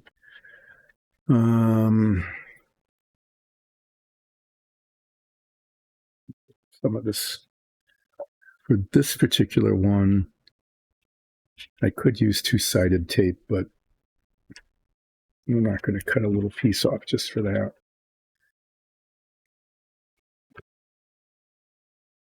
These are working okay.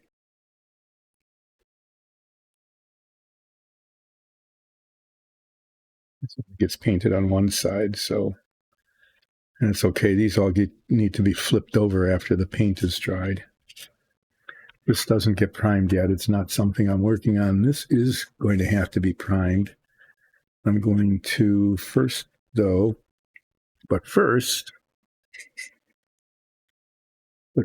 I'm going to get up and wander away and get some clean wash water. So that I can clean this off. Actually, what I should use is some isopropyl alcohol. I think I'll do that. I'll have to get some clean wash water anyway, though. Get a little bit of this and wipe this down so that I can get that primed as well.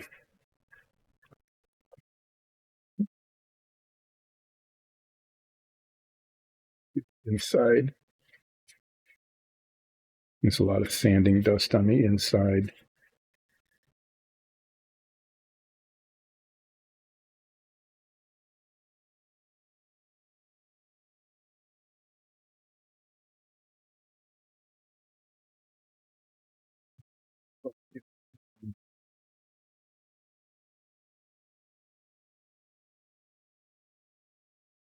In terms, let me think this through. I mean, to prime this, what I can do is I can hold on to the outside with a glove, right, and spray the inside of this. And then, do I want to set it down like this and spray it? Yeah, I think I'll just do that. I'm going to put some of this tape down so that I can, after I'm done, I can set it down like that.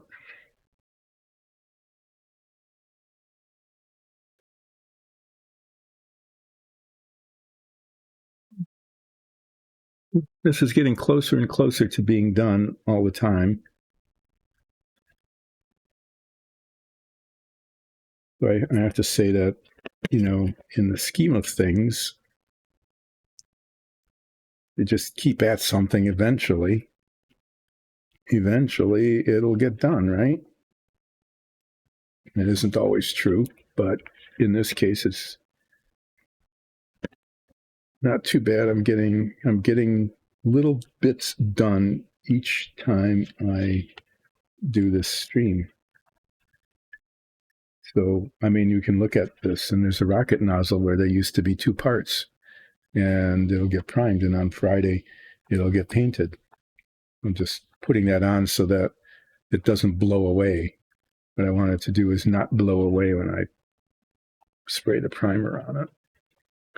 Okay, these are tiny little tanks that go onto one of the sides of the inside of the service module, these three things, and these are going to get painted two different colors. This is a high gain antenna that is broken. That broke off, and I'm going to paint this before I reattach that. And I'm going to paint that a couple of colors. This gets painted black on the inside and steel on the outside. The outside of it will be like that tank. It'll probably take 3 coats before it looks okay. But, you know, what the heck? What's there to do on relaxing painting other than put some paint on, wait for it to dry, and put some more paint on? That's what'll happen. But these parts are ready to be primed, and then it doesn't look like much, but these will actually take a fair amount of time on Friday to paint. Am I feeling up to trying to do taping on this today or not? I've got an hour to go.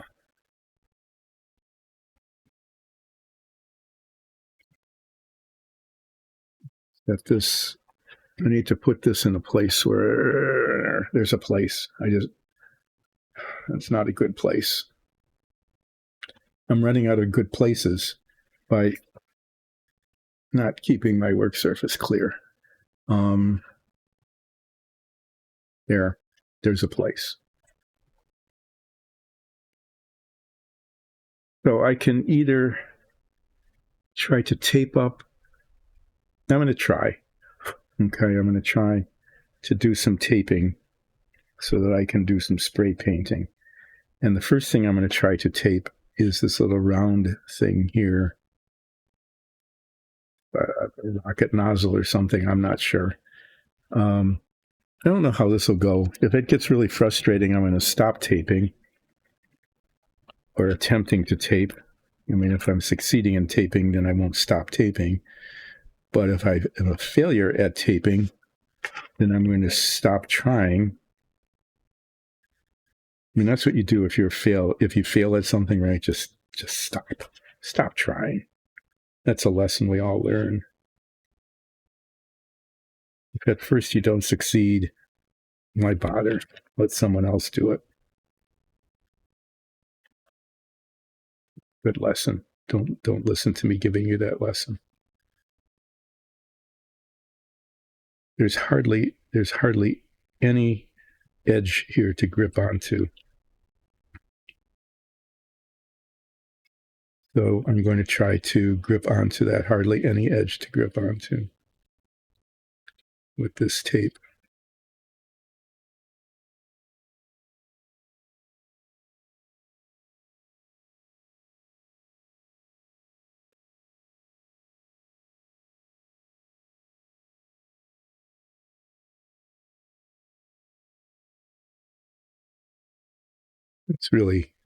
That really didn't work. I wonder the problem with these tweezers, though I can grip something, is that the tape actually sticks to the tweezers, which kind of misses the point of having it stick to the surface where I want it to stick, right? It's like I can get it there, but then it sticks to the tweezers, and when the tweezers move, the tape breaks away from the place where I'm trying to stick it.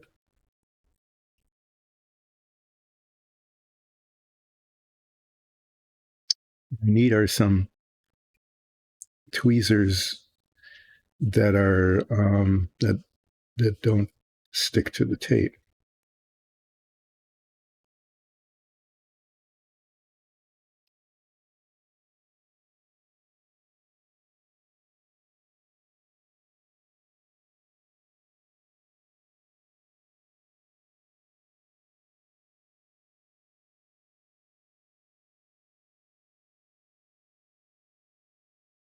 And the reason I'm masking this is that I want, in theory, a masked line will give a nice, sharp, clean edge. That's the theory, at least. And that's what I want, is a nice, sharp, clean edge around the bottom of this round thing that is on the model that I painted black because it's supposed to be painted black. I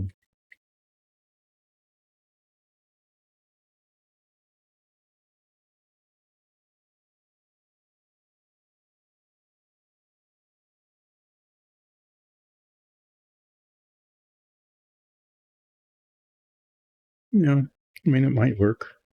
If not, I'm just going to end up having to paint back and forth with the matte black paint and the white paint that I'm going to use for the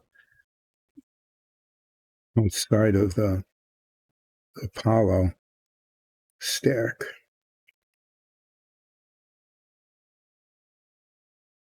This just is not going that well.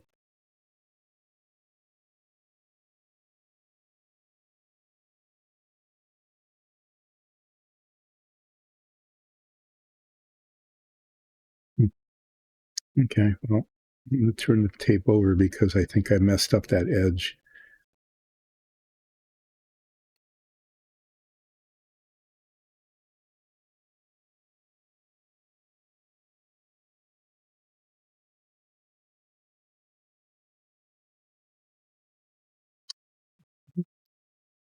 His hands are shaky.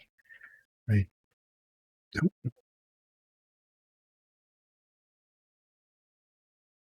quite sure why. They haven't been in the past. I'm getting just little bits of. I must be. Oh, I know what I'm doing though. I'm tensing up in the shoulders, and that tension runs all the way down.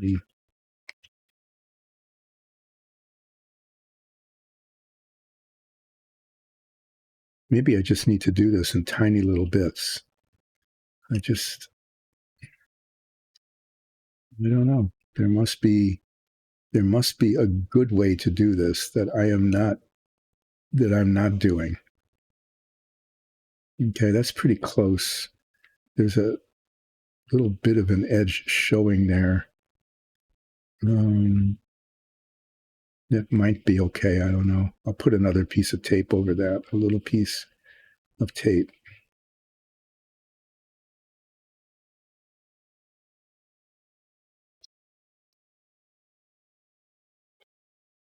So this will be a good way to use like a half hour, I think, trying to get tiny little bits of tape on to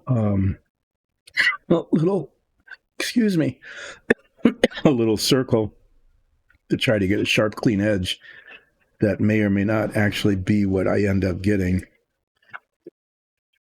I don't know. Well, that didn't stay, did it?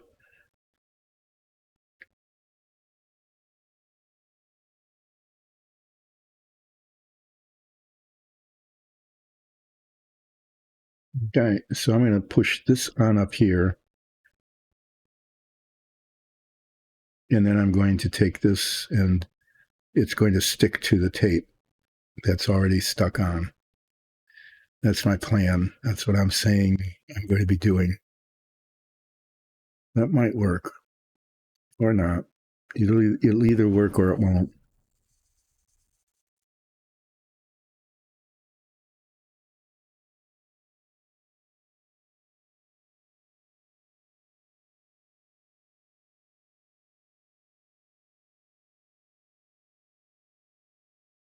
And I won't know until after it's painted how it turned out, at which point then it'll be too late to do anything about it other than just keep painting over it back and forth, back and forth, back and forth until it's the way it needs to be. Okay, well, I think I got one side of it. Let's see what happens on the other side.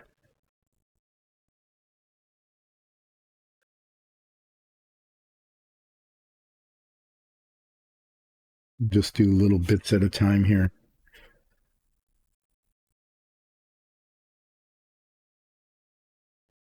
Before, I think they make even narrower tape for like painting canopies on airplanes, right? The little lines on the canopies that need to be painted over, taped over so that, no, it's just the opposite. You tape the little squares on the inside and leave the lines open. Anyway, that's what this was designed for. Okay, the situation here, I'm looking at it, is this is the raised edge there, is there's not enough black paint on there. Try to do this, and then I have to let it set aside because the paint will have to dry. There's like this minuscule raised edge of this little round thing, the rocket nozzle, whatever it is, tiniest minuscule raised edge. And from one side it looked okay, but then when I look at it from this side, it's pretty clear that it wasn't painted. And now I've got black against black there.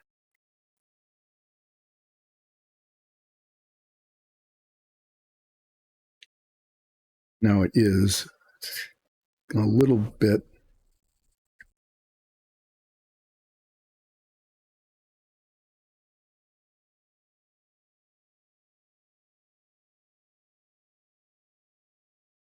A little bit not round.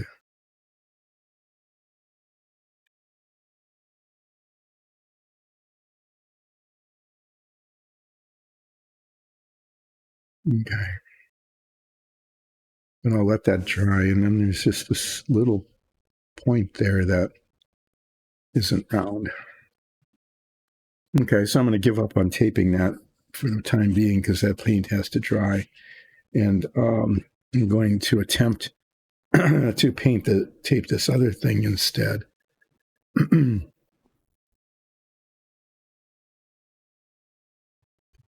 Clean.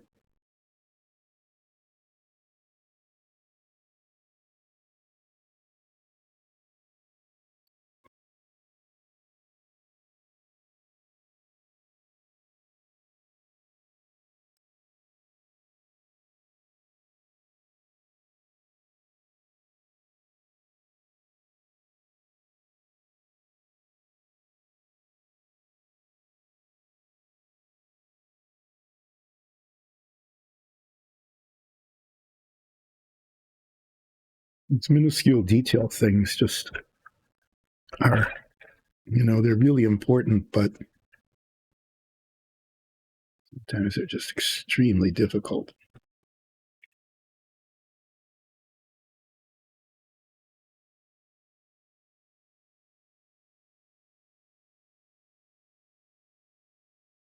So that black paint kind of scrapes off nicely. If this had been painted white and the white paint held up underneath the black, when I scraped it off nicely, it would be good. But I don't know if that'll happen. So these little bits, these tiny little bits, could just end up being a great difficulty. Okay, the thing I'm trying to do here is, again, I'm not sure if this is going to work or not. Just with this tape a little bit, and it's sort of worked.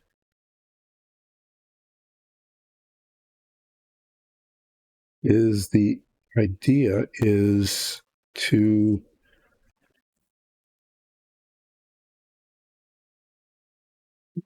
tape. The idea is to tape the inside of the opening.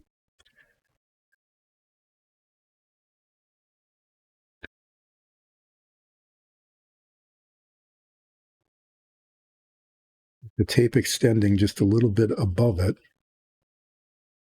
above the opening, just a little bit, so that the tape creates a really nice clean line.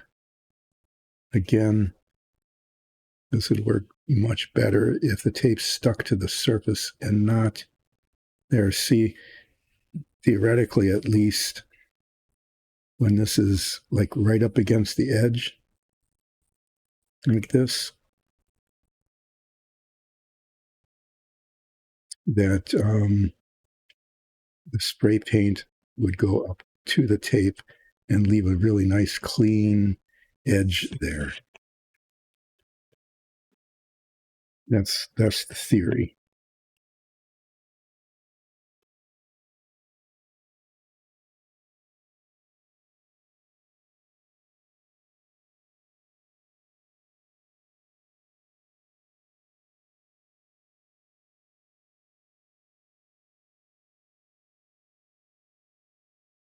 I'm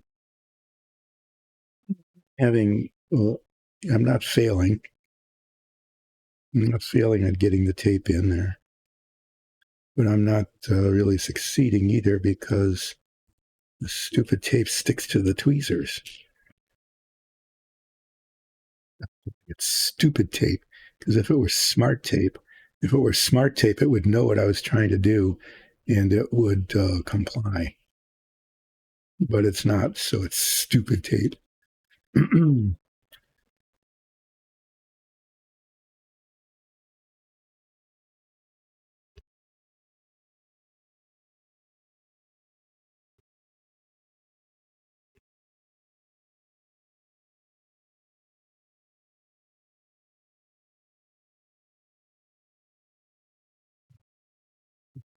To go up to the edge and go a little bit over it, but I don't want it to cover. So that's a problem there. Okay, it goes nicely up to the edge, but it could interfere with the spraying of the paint. If I had really good scissors, which I don't have, if I had really good scissors, I could snip off those little edges. I wonder if this will cut it off. No, that's going to be a problem because it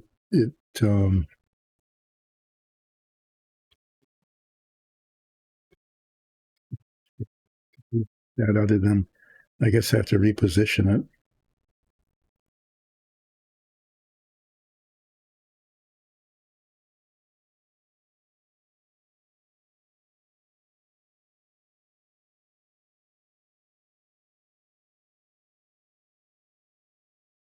Just need to make sure that I spray it from the bottom as well.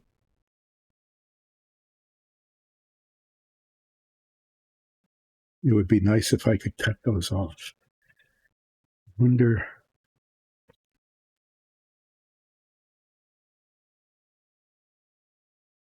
if these worked the way they should, where the tip of that scissors, the very, very pointy bit, actually cut like it's supposed to. Maybe that'll work just as well.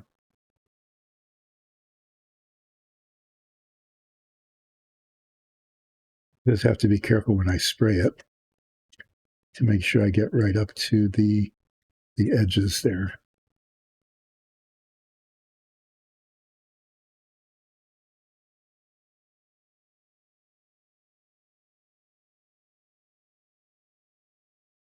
Well, this is, I know it's pretty deadly boring, isn't it? But I'm hoping it works.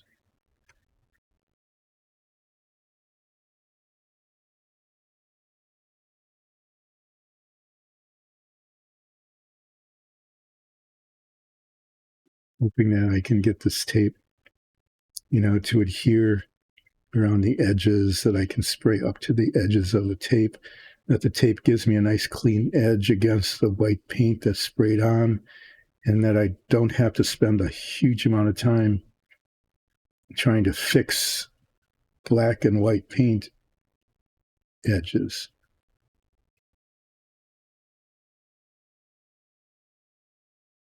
It's just I don't know. It looks so nice on the box top. Whoever did this painting, the painting of this was obviously a very good modeler. Either that or the photoshopping of the cover was really well done. Okay, well, the tape is there. If I can get the spray paint on there nicely, maybe it'll work. Do this one then too.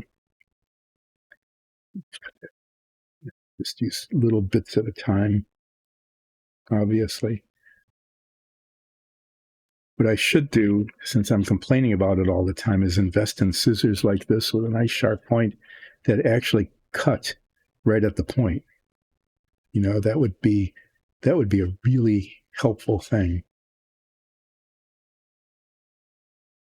So as I'm putting this tape on, I have to be careful not to reach around bump the other side and end up pulling that tape off. That would be missing the point.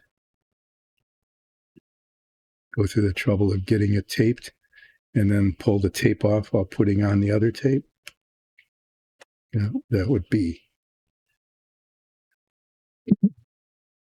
not helpful.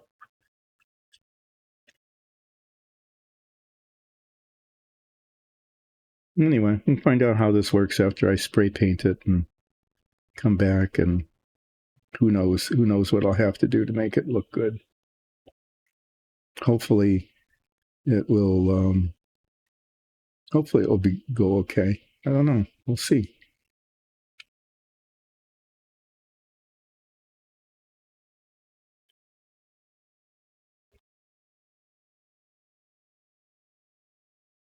I didn't expect it to be terrible anyway. I think I can avoid terribleness.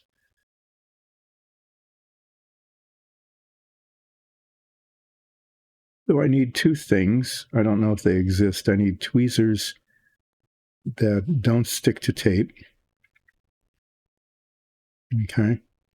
I need those. And I need scissors that come to a very sharp point like that cut all the way up to the very sharp point. Oh, probably not have those things. Not get around to getting them, or I'll not want to pay as much as it takes to get one or something. I don't know. I'm just saying that at this moment, doing this, what I'm doing, it would be handy. It would be handy to have those things that I don't really have. Okay, I need little bits of tape here.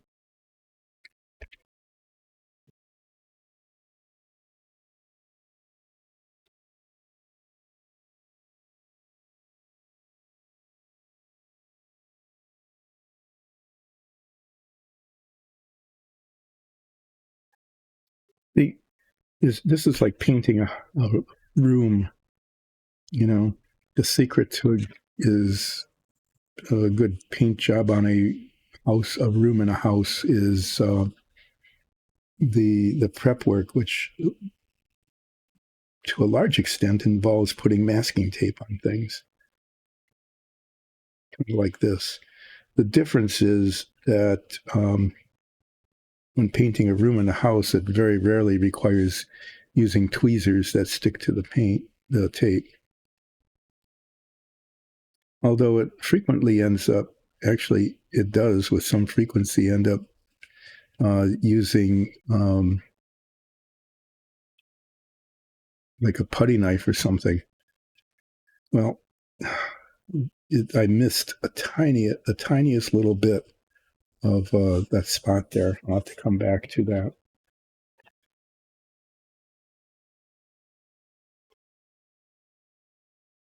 Seems so close.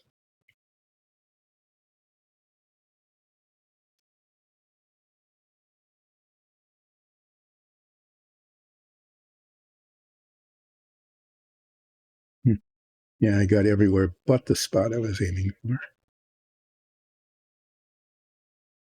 There. Okay.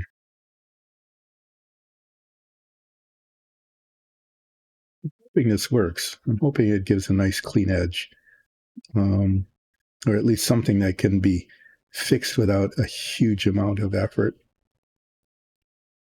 Let's see. I always get a little bit anxious about using glossy paint because gloss paint just shows flaws. And it just really does. It shows the flaws very badly. And, well, anyway, let's see how it goes.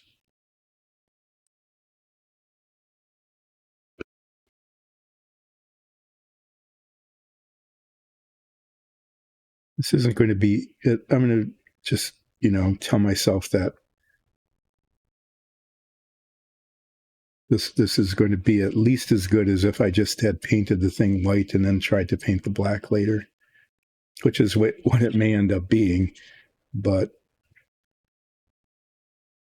yeah, here's the problem with the tape going over the edge.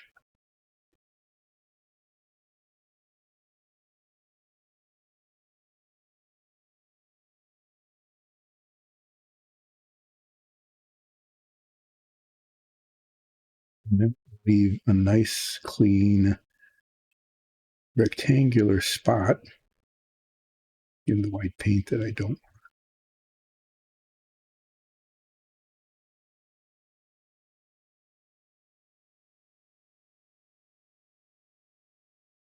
Well, there's tape in there now, and it's taped good. What I did, this is really great. So I did what I was hoping not to do, is I kept touching it on the other side, right? Just kept touching it on the other side, and all the tape got pushed down on the edge because I just kept sticking my fingers on it. It's like, why couldn't I hold it down here, right?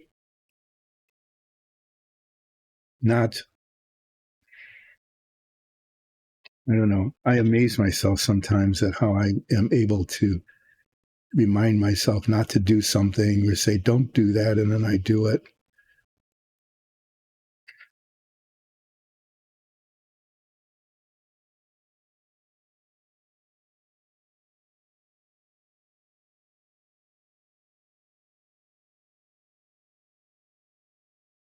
Anyway, this will keep the white paint out of most of it, but I'm getting the feeling, getting the sense here that no matter what I do, I'm going to end up having to do a fair amount of touching up back and forth around these black spots, and hopefully being able to do it without a buildup of paint that will make it look like it's just going back and forth being touched up. At least that's my hope. And find out when I paint it. Okay. So this paint that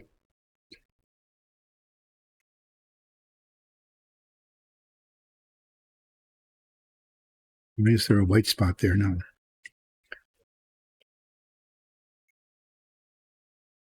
Okay, well, that's in a spot that can be touched up. I'm just not going to, I'm going to try to finish getting the taping done around this circular feature. I think I promised that I would have like an hour of trying to do taping, right? And I'm delivering on that promise.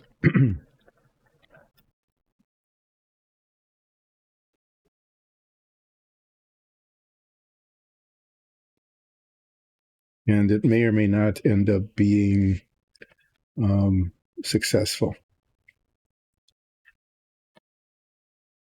Don't know. Find out sometime in the future.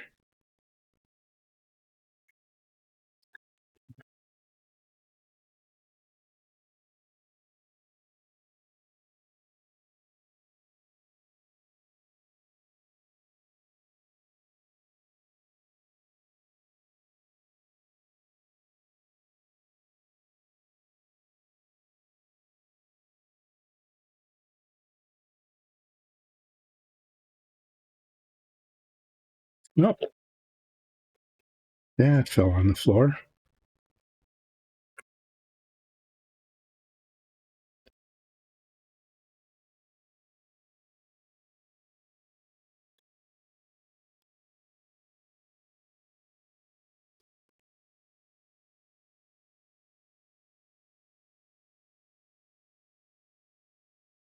Portrait hound. You're it can't be going any more slowly than this.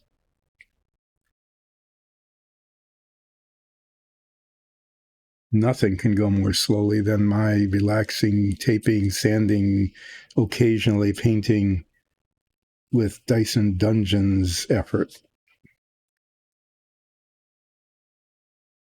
That's why it was amazing, actually kind of shocking, that the submarine got finished.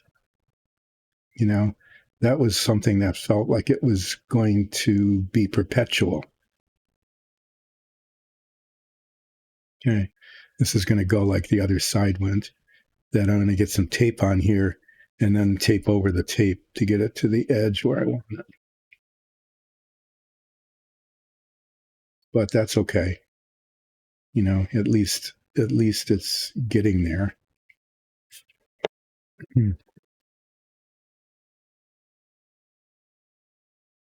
Kobold, thanks for joining the chat. Yeah, that's right. I got into it. I'm trying to tape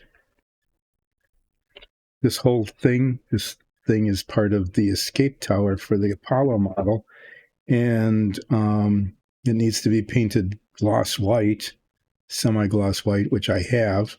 I have that paint, but it's got these little details on it, little rocket nozzles that are supposed to be painted black. And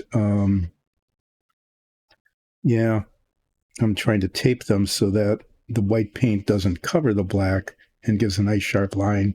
I'm guessing it's going to be not an epic fail, but it's not going to go well. And I'm going to have to get my head magnifiers on and spend some time going back and forth, several iterations of white and black paint, hopefully not getting a lot of buildup before it looks adequate. But I'm trying to tape it off so that when I paint the white on, spray it on, that that it'll be okay. But it's slow and tedious, especially the tedious part there. I guess that'll do. And then there's some black showing here, but I think that's actually extending beyond where I want it, so that will be okay.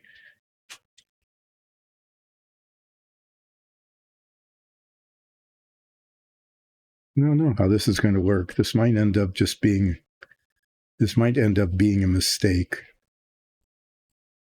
I don't know.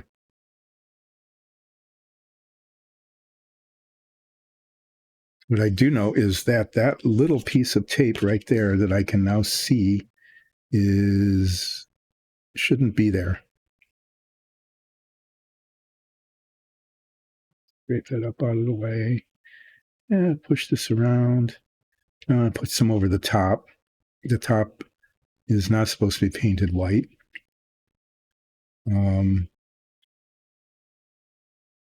Stop touching this and pushing the tape down, as I keep doing, onto the surface where I don't want it. Now, I'm losing a battle with the tape.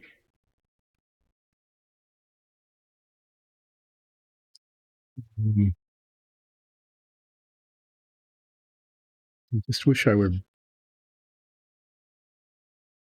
Yeah, what I wish for is like basically to be 30 years younger, so that my eyesight was better and my hands were steadier.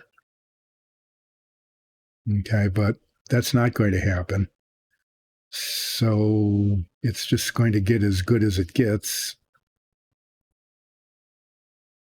And then I'm going to spray white paint on all of this, and hopefully the edges will be okay.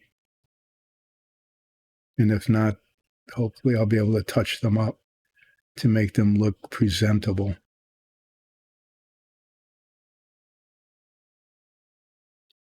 That really needs to be cut off somehow. It's just that blip of tape there that it's way too much. I'm just going to take it off and try again.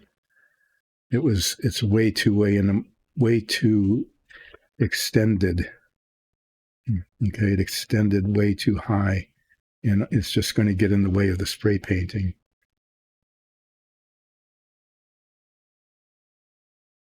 So something, just if it's not working, just give it up and just start over, right? Sometimes it just has to be that way.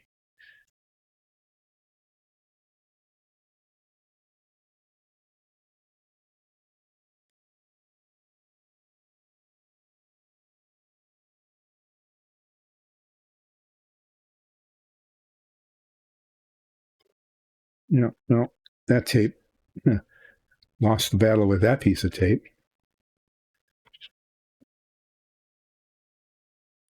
And I did kind of warn everybody that I could end up being like doing an hour of just putting tape on. And it's kind of turning out to be that way. And hopefully this hour will have been not wasted when I actually get around to getting the paint onto these places where I'm failing to get the tape right. Come on, tweezers, just don't.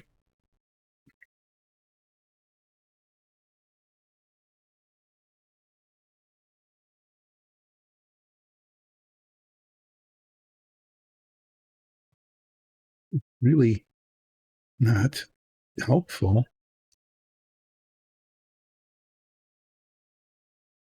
Tape to stick to the tweezers and not the surface. I keep telling my tweezers that. It doesn't help when the tape sticks to you and not to the thing I'm trying to tape. And they have yet to pay attention.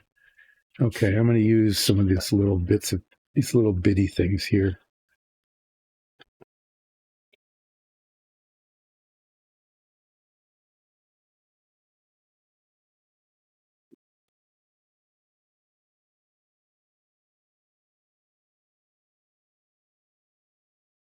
I've got tape sticking to my fingers. That helps, doesn't it?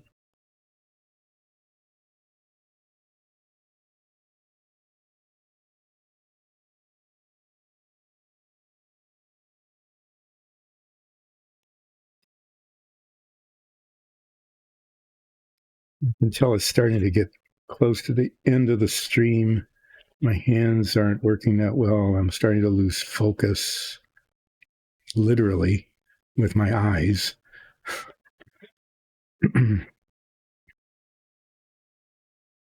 it's getting to be time to try to not do anything that requires too much delicacy. Okay, so I cut that piece of tape, and it almost there. Okay, well, it's better than it was. Okay, in terms of the tape sticking up over the edges. How's the other side?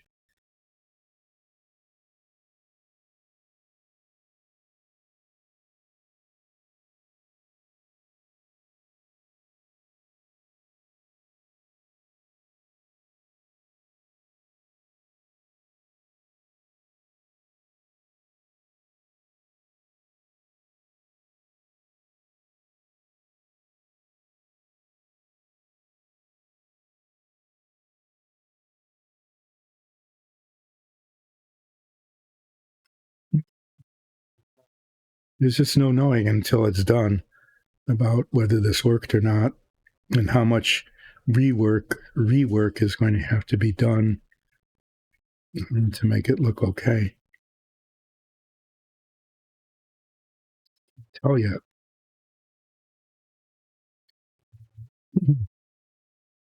I do need to put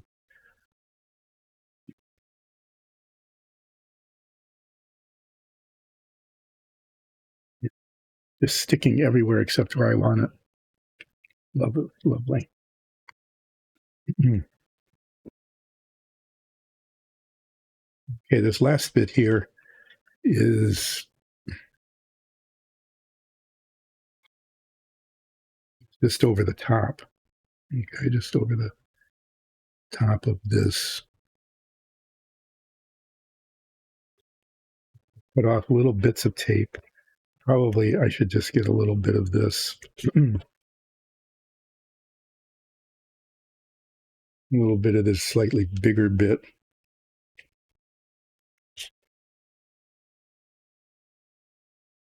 Yeah. It's really getting to the point where I should not be doing this anymore, because I am kind of losing my focus here.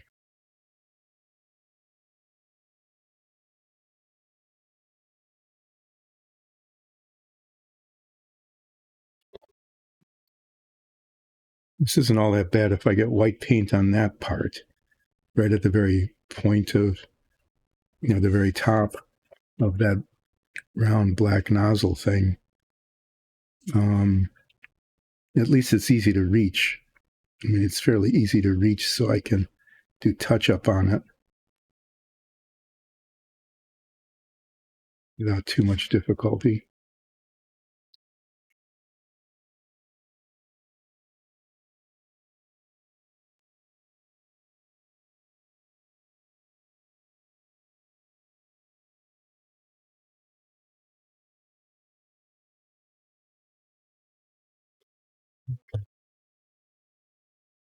Again, I'm not sure how this is going to turn out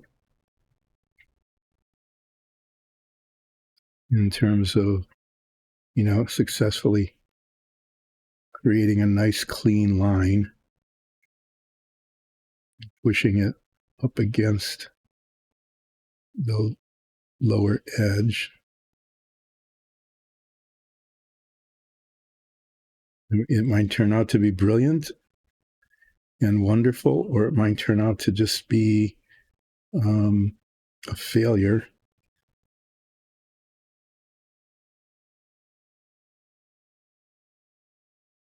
But it probably would be better than if I just, hadn't attempted the masking at all. At least that's what I'm hoping.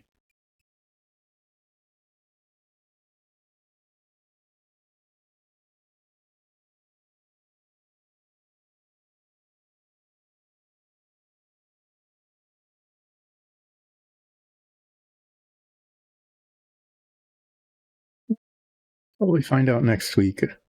I'm going to do some priming tomorrow so that these parts here, these bits here on this piece, these are all going to get primed and then painted on Friday. They'll be primed tomorrow and painted on Friday to be a little more precise in the description of what will be happening. And then I need to actually get out and do a finish coat. I haven't done that yet.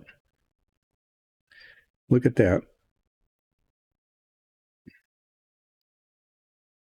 It had been taped and now it's not. Here's the tape coming up off of where it should have been.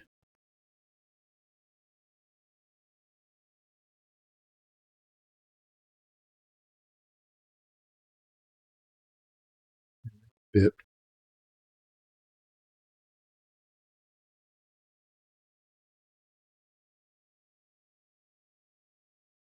Okay, I'm going to stop now. Stop now. And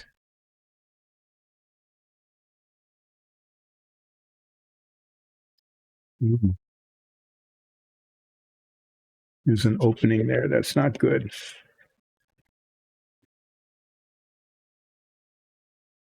Should never, I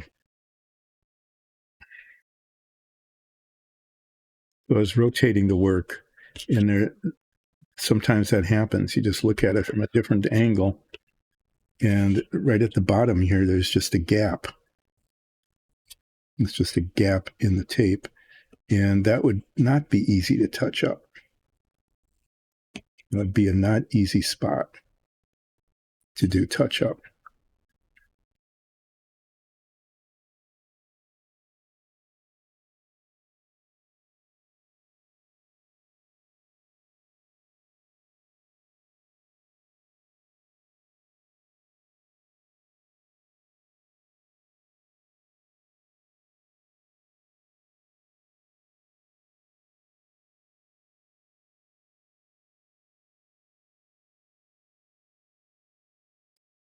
Stick to yourself. Good grief. You stick to the tweezers really well, but sticking to yourself. But, push it up against the side on this side and it pops off on the other side.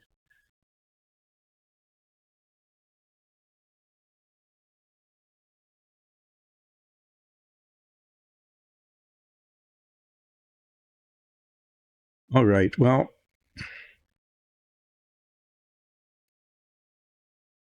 I'll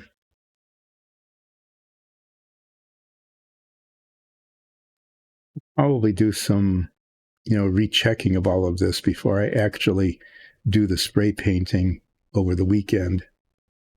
Spray the white on. But at least I know that in theory, this should be effective. I'm not sure if in practice it will be, but we'll see. If this holds on until Friday, I'll take a look at it all then on Friday again and just see how it's holding up and whether I'm satisfied with it. It's just tape. At least there's that. So it's, I can pull it off and redo it. It's not like I'm layering paint or something. Okay, but I'm going to stop messing with this and I'm going to set it in this box of parts that are most, this time of the day. Danger, danger, warning, warning. Knock things over, break things that are done.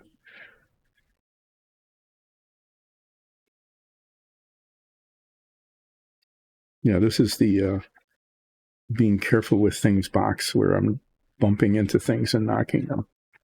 Well done, well done. Okay, so to recap, first of all, Dice and Dungeons runs a Dungeons and Dragons show. Yeah, the tweezers, I got into a fight with the tape. The tweezers are siding with the tape. The scissors decided to be opposed to everybody. Okay, they are just antithetical to anything getting done, the tape or the or me. They're like I don't know, just an intruder that makes everything bad. But yeah, that was a good taping exercise of what a thing that was. But if in case you think I didn't get anything done today, I did this. This is there's a flaw there because it's in the plastic and I couldn't get rid of it. So I'm going to have to make sure that is like off to the side. Anyway, it's not perfect, but it doesn't look too bad. That goes in the service module. I got these parts prepped. These got cemented together and filed down, and they're ready for priming. And they're tiny, but they'll take a surprisingly long amount of time to paint effectively on Friday. This is going to get primed as well. Black on the inside, steel on the outside. So this is the preview of the painting. Excuse me, the painting that will happen on Relaxing Painting with Dice and Dungeons on Friday, where painting will actually be happening. Okay. And then probably the rest of the time on Friday, I'm going to be, since I'm working on the service module here, I'm going to be taking these parts, these large pieces. I'm going to be cleaning them up because there's always little pieces of sprue and flashing and things, and sanding them down and test fitting them to see how these come together. And then the tank that I was just working on and these other bits that are done actually go in there. I need to get the paint for it. The painting instructions are a little bit ambiguous, but there's a lot of gold paint that goes into this. And yeah, there's that. So yeah, that.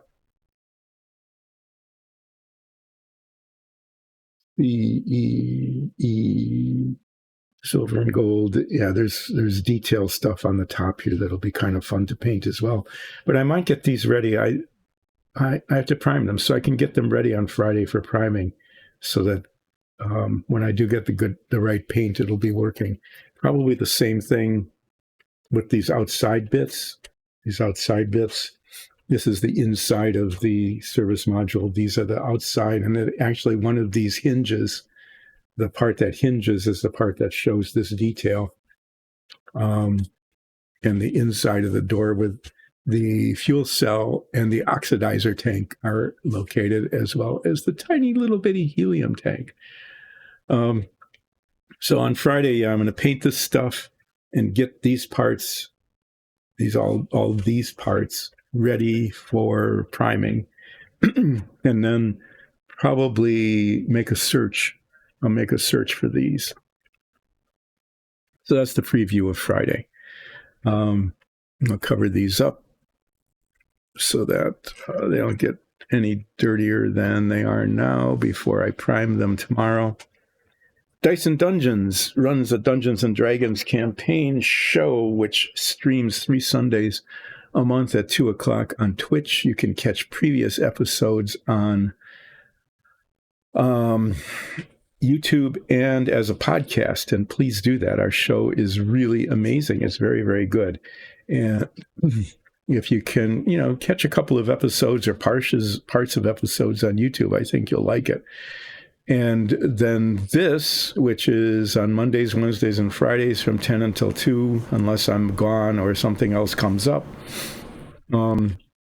had been largely producing minifigs like this, okay, producing minifigs like this and dungeon tiles that are used on our D&D show.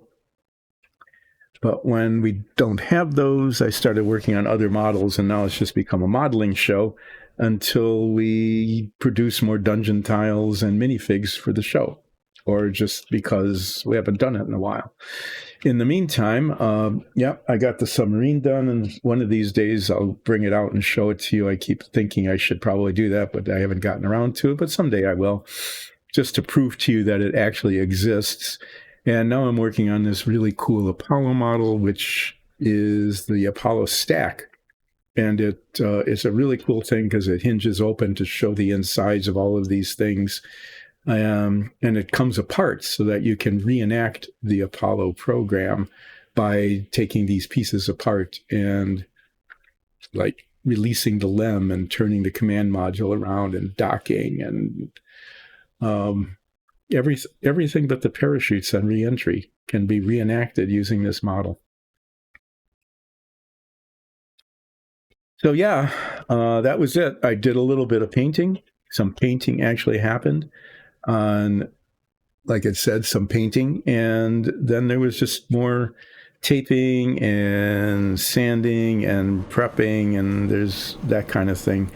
And on Friday, I'll be doing painting and prepping for priming and also parts finding. So there's a preview.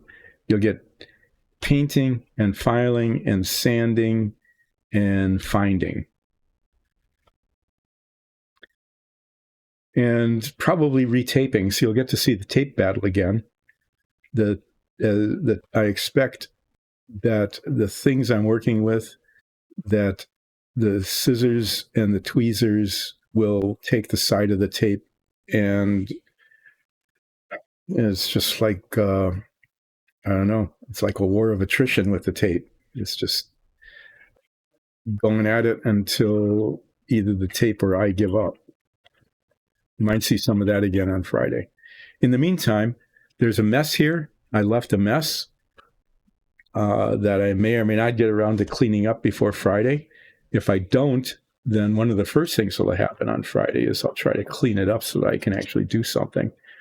But in the interim, this mess will stay here, and I am going to sign off. I'm going to say thanks for joining in. See you on Wednesday at more... What am I talking about? See you on Friday. This happens all the time at the end of the stream. I just get tired. My blood sugar drops. I don't know that I'm not oriented to time, sort of space. I know I'm here, so I'm oriented to space here. But I lost track of the days again. What can I say? See you on Friday for more painting, filing, sanding, and tape battling. See you then. Thanks.